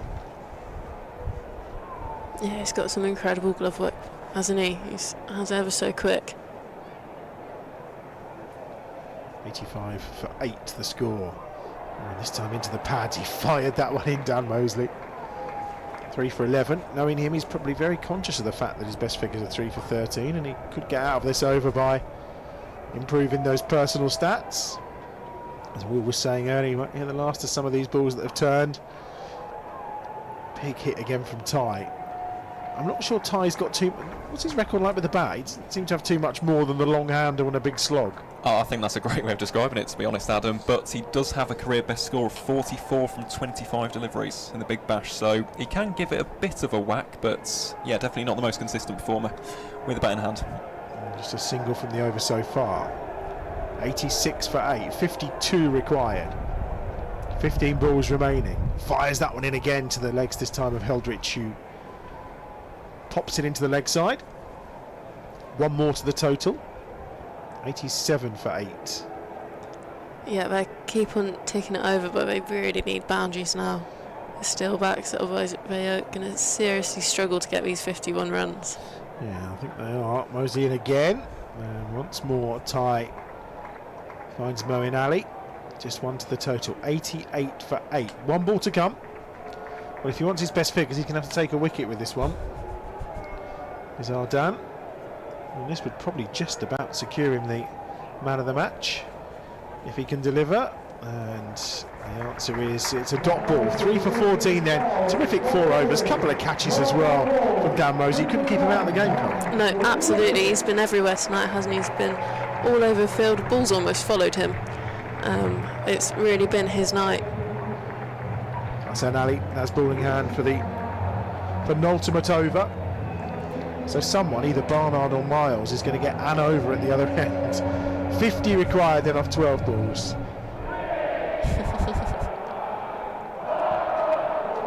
And the Hollies in full voice tonight. Who needs the music? They know the words. And it's going to be Ty to face Ali. He's on 11. 88 for 8. Short ball, swung out and missed. He's bowled really smartly, hasn't he? He's just got a wealth of experience. It's just showcasing in these overs. Well, he's got 50 international T20 appearances to his name. In those 50 appearances, he's taken 60 wickets. So it's, you know, an impressive record. 210 in the domestic competition. He has taken a 5 in domestic T20, so he's got some pedigree. That's why they wanted him for all formats of the game. Chance for a run out. Oh, and he took aim, did Yates. Took aim for a while. I think often when you've got plenty of time to aim, it doesn't always quite turn out as you want it to. No, you've almost got too long, haven't you? Instinct, I think, is always the best option, isn't it? Yep, absolutely. 10 balls remaining, so they need 5 runs a ball right now. We're getting to that stage where we can all start to relax and breathe a sigh of relief and start to celebrate what is going to be a terrific win here for the Bears. Ali's in again. Oh, there's the long handle that we talked about from Ty, and this time he's got all of it for 6. Aaron's looking like I may have hexed things here with that statement. I think listen, if they won from here, well, it would be quite remarkable. 44 required off 9 balls. Ty is on to 17. And you know, in Hassan Ali I trust. He would not let that happen. And he's in again. That's a good full ball. That's down the ground from Ty again. A bit of an echo on it. Didn't get the best connection. Score moves on to 95 for 8. Ty on to 18. 43 required from 8 balls. We're almost at the point where my maths is good unless there's no balls, but we don't get into those kind of concerns. Yeah, we don't think about them. we're not thinking about free hits at all. Hassan Ali, of course, will be back in red ball action for the Bears on Sunday when they go over to Nottingham. Trent Bridge, Rushworth will be in an OHD as well. And a little more familiarity. 95 for 8. Oh, that's weak from Heldrich. Hassan Ali's looking to say, how did that miss the stumps? But it's a dot ball. And 7 remaining. So even if it's 7 sixes now, that's 42. So they could tie still with regulation deliveries. Okay, Ty's still on the cards. Well, I'm just, I would have said we're pretty good, but yeah. I know those around me panic every time I say that. So. Last ball of Hassan Ali's third over.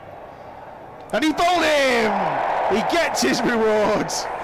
And he turns around and points at Glenn Maxwell. I don't know what Maxwell had said to him, but Hassan Ali does the job. And it's 95 for 9 with 1 over to go.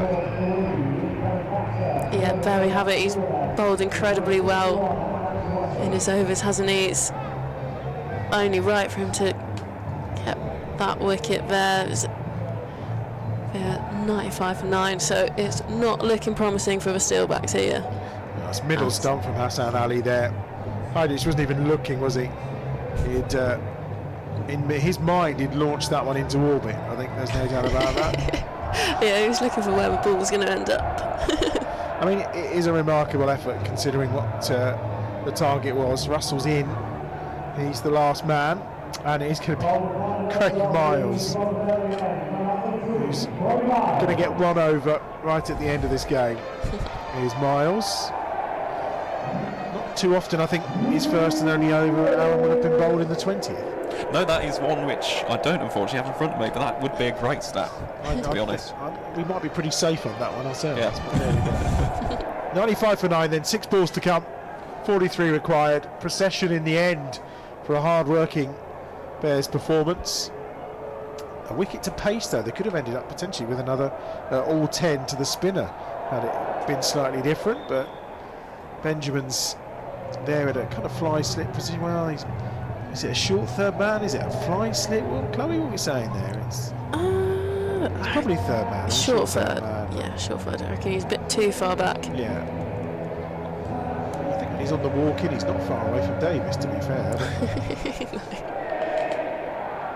Helicopter hovering overhead tonight as the pyros go off away to our right hand side in the Hollies.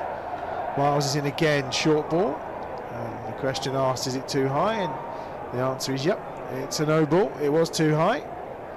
97 for 9. Here's the score.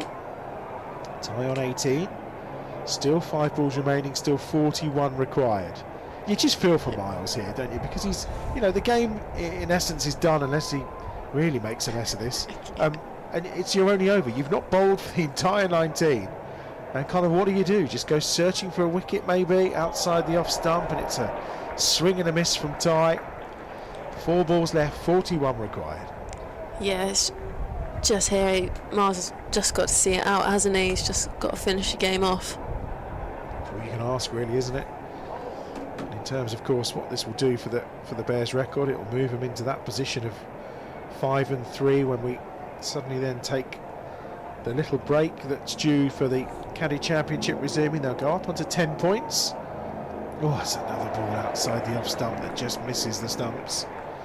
So they'll go level on points with Notts. They're also on 10 points, of course. Just having a look at some of the other matches taking place tonight, particularly those, of course, in the North Group. Notts require 10 runs to beat Derbyshire, and they've got 2 overs to do it in. So you think Notts are probably going to move on to 12 there. But Derbyshire getting beaten, that's no bad thing. Leicestershire Foxes have beaten Durham by 6 wickets. And that's another good ball from Miles. How was that missed? Almost trying to get himself a wicket here. Worcestershire need another 63. And they've got just over 4 overs to get it against the Vikings. Yorkshire Vikings, but on 2-2-4 tonight. So, in terms of results elsewhere, it's going to be a good night for the Bears, you feel, actually, when you have a gander at the blast table once more. And obviously that victory for well, I would glance at the table, but it's not working. There's the Foxes. Oh, that's a big hit. But I think it's going to be out, is it? No, it's all the way for 6. Ty again with that long handle of his. He does the job on this occasion. 6 runs. And Miles still searching for that wicket. The 100's up, 103 for 9. Yeah, that's a long old hit out there, isn't it? But they've got 100 up in the final over of the game. So that definitely gives credit to Bears bowling here. Yeah, so that victory for the Foxes, that'll put them on to 4 points near the bottom of the table. Falcons not winning keeps them on 6, of course. So, yeah, not a bad position. It's going to be a good night for the Bears, this, with a victory. And they're going to get 4 more there. Ty trying the scoop. It goes for 4. That's your lot. It's a victory for the Bears, the most unlikely of wins. 107 for 9 the Steelbacks finish on. It's a victory by 30 runs when they were all bowled out for 137 inside the 20 overs. I think we all feared the worst tonight, and it looked like the run of defeats was going to continue, but a terrific bowling performance on a wicket that was well suited to the spinners in the end has helped the Bears deliver. Chloe, I mean, a stunning performance with the ball by the Bears tonight. Yes, absolutely. It wasn't looking promising when they were going out to bowl and Steelbacks were going out to back, so it was such a low score, but it's those traditional T20 games, isn't it? Defending a low total here, so it's been an incredibly exciting game. We've seen a masterclass in spin bowling. The story of the game, well, no surprise that Sam Hain was the highest scorer in the Bears total of 137 all out, 35 from 31 balls for him tonight. Alex Davis with a quick fire 32 off 18 at the top of the innings. Glenn Maxwell added 15, Moeen Ali 12, and then 12 from Ed Barnard as well. They were the only players that got into double figures. Good performance from Freddie Heidrich, who took 4 for 27 for the Steelbacks. In response, though, the Steelbacks all out, 103 for 9, should I say, at the end of that 20 overs, so 107 for 9 at the end of that 20 overs. They've lost by 30 runs.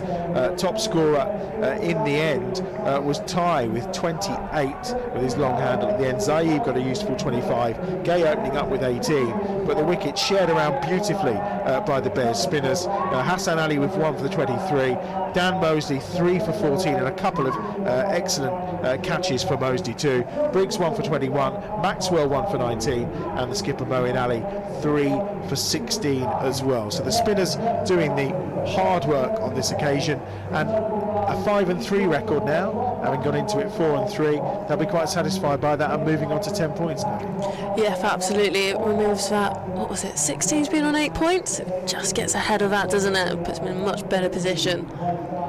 It was a tight old look at the table, and Aaron, statistically we know that it's 7 to 8 victories. With the tightness of this group, we think that 7 might be enough, and now all of a sudden they find themselves just 2 away from reaching that quarter-final place. Absolutely, yeah. The North Group has been so competitive so far this season that 7 might be enough with a good net run rate, but obviously the Bears, very strong team. You look at all the international superstars, they'll be looking for 8 wins, and just talking about the record against the Steelbacks, it's phenomenal. That's now 6 wins in a row against Northamptonshire in T20 cricket. We're unbeaten against them since 2020. The run continues. What a way to spend a Friday night. Yeah, perfect way to spend a Friday night. Next Friday night here, of course, it will be the Test match. We are back 2 weeks today for Bears Den TV, and what a game we've got for you. The Bears against the Rapids. You would rather be a Bear than a pair. There's no doubt about it. The place will be packed. The atmosphere will be terrific. That's 2 weeks tonight on Bears Den TV. We will return for that. Good luck to whoever's voted in the Talbots Law player of the match tonight to separate Dan Mosley and Moeen Ali, you would say. We will find out in moments, but it's a 30-run victory tonight for the Birmingham Bears and a stunning performance with the ball.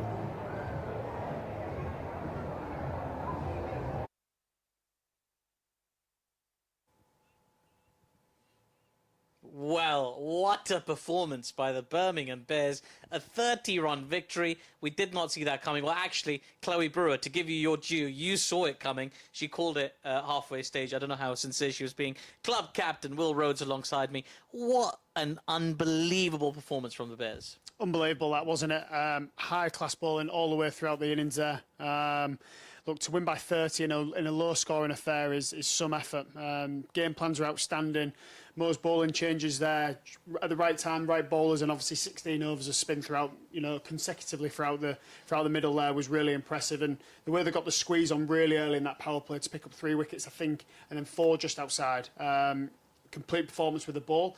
Obviously, it might have been a little bit short with the bat and a little bit disappointing, but obviously proved enough in the end. Yeah, I mean, they clearly picked up on everything they watched go wrong in their own innings. There was a lot of success with the spinners for Northamptonshire, but like that's exactly with the 16 overs of spin, as you say, in the middle, like resisting the urge to go with the quicker bowlers, because there will have been some of that, like, you know, go brute force with your fast bowler Hassan Ali, you know, making his debut, and he did take a wicket towards the end, but like resisting that and making what I thought were the smart choices. Yeah, absolutely. On a pitch that's used as well, you know, we knew that spin would come into the game. How much we didn't really know, but in the end, it was smart to keep going with the spin there. Obviously, I think set the tone nicely. Just obviously that drop catch was disappointing in the first over, but set the tone really well, and obviously came back at the end and showed what a high class performer he is with his change ups at the end. So, as I say, great all round performance. Young Dan Mosley there, you know, obviously to take 2 wickets in the power play and really take that responsibility to start the innings off in a high note was fantastic. And then obviously Mo and Maxwell through the middle,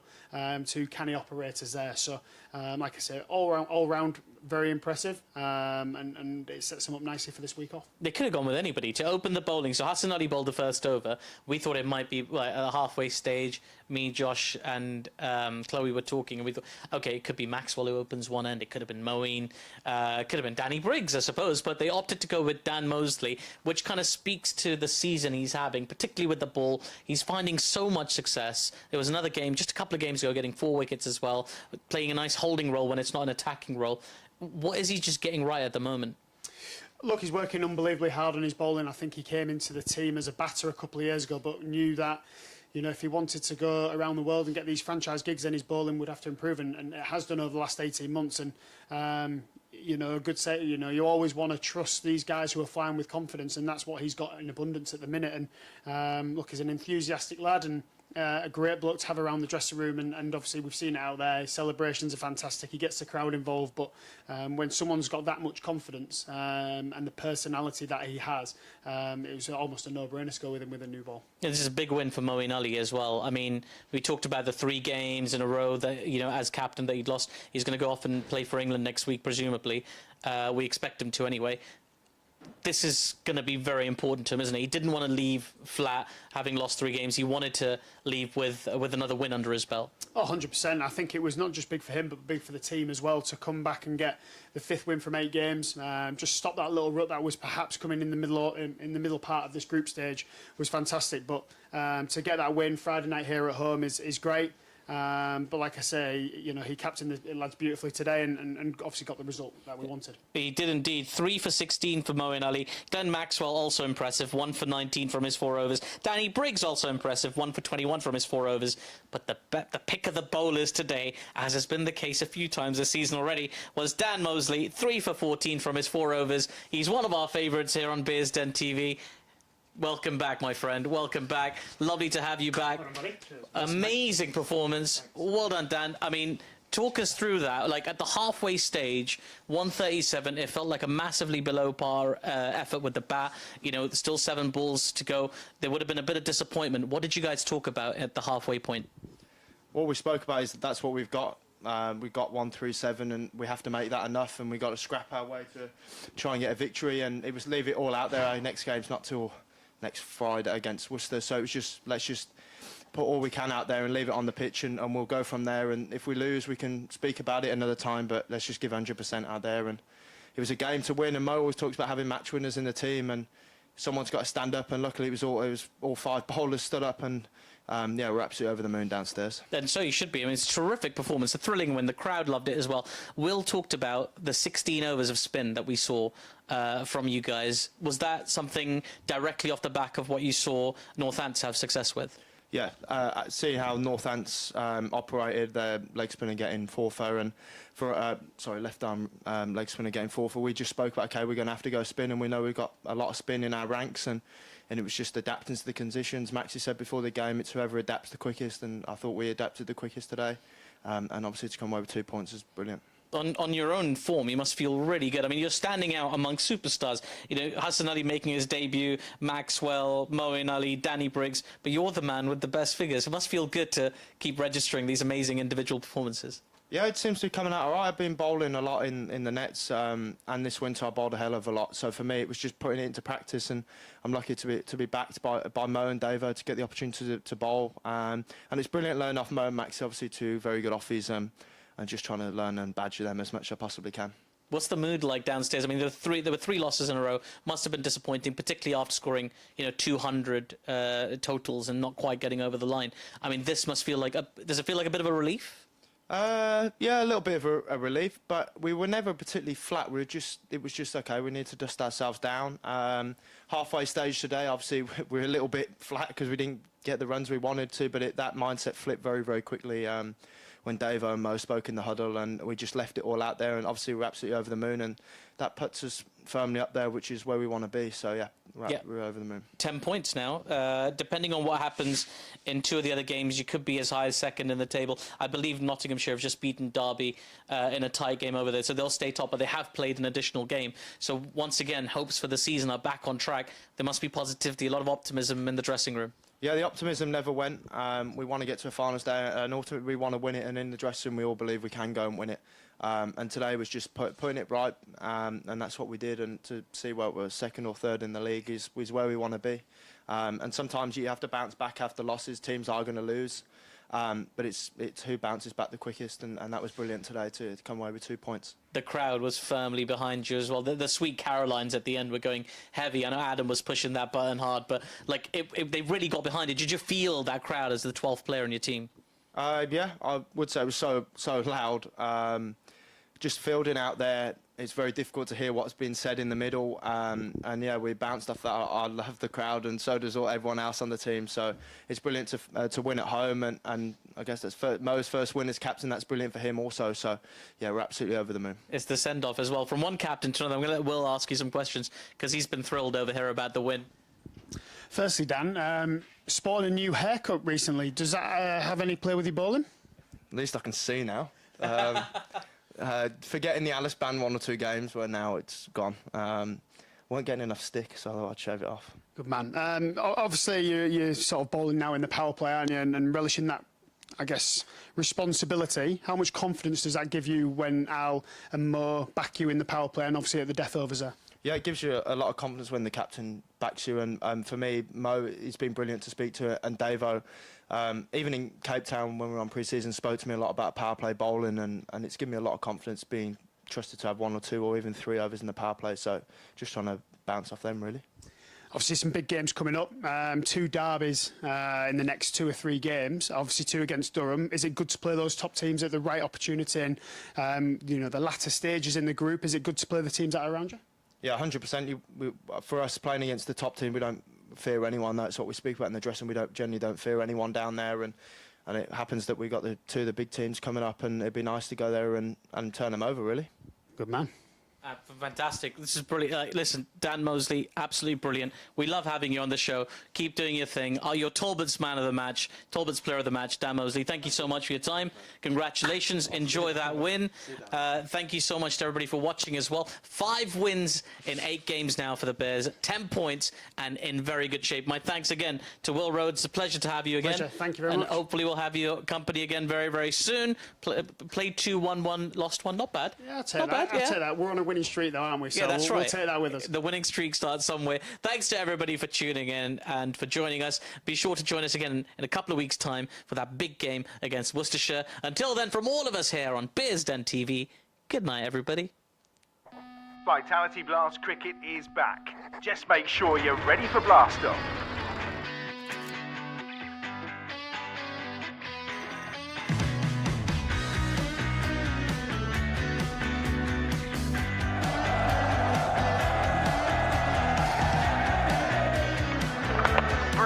That's out. That's a good catch as well, Al Davey.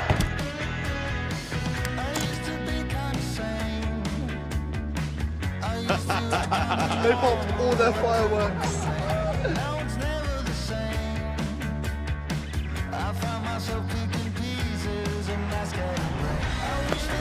Edged, has it carried? It has. First ball for Miles. Well, that's a big shout. In the air and out. Brilliant victory for the Birmingham Bears.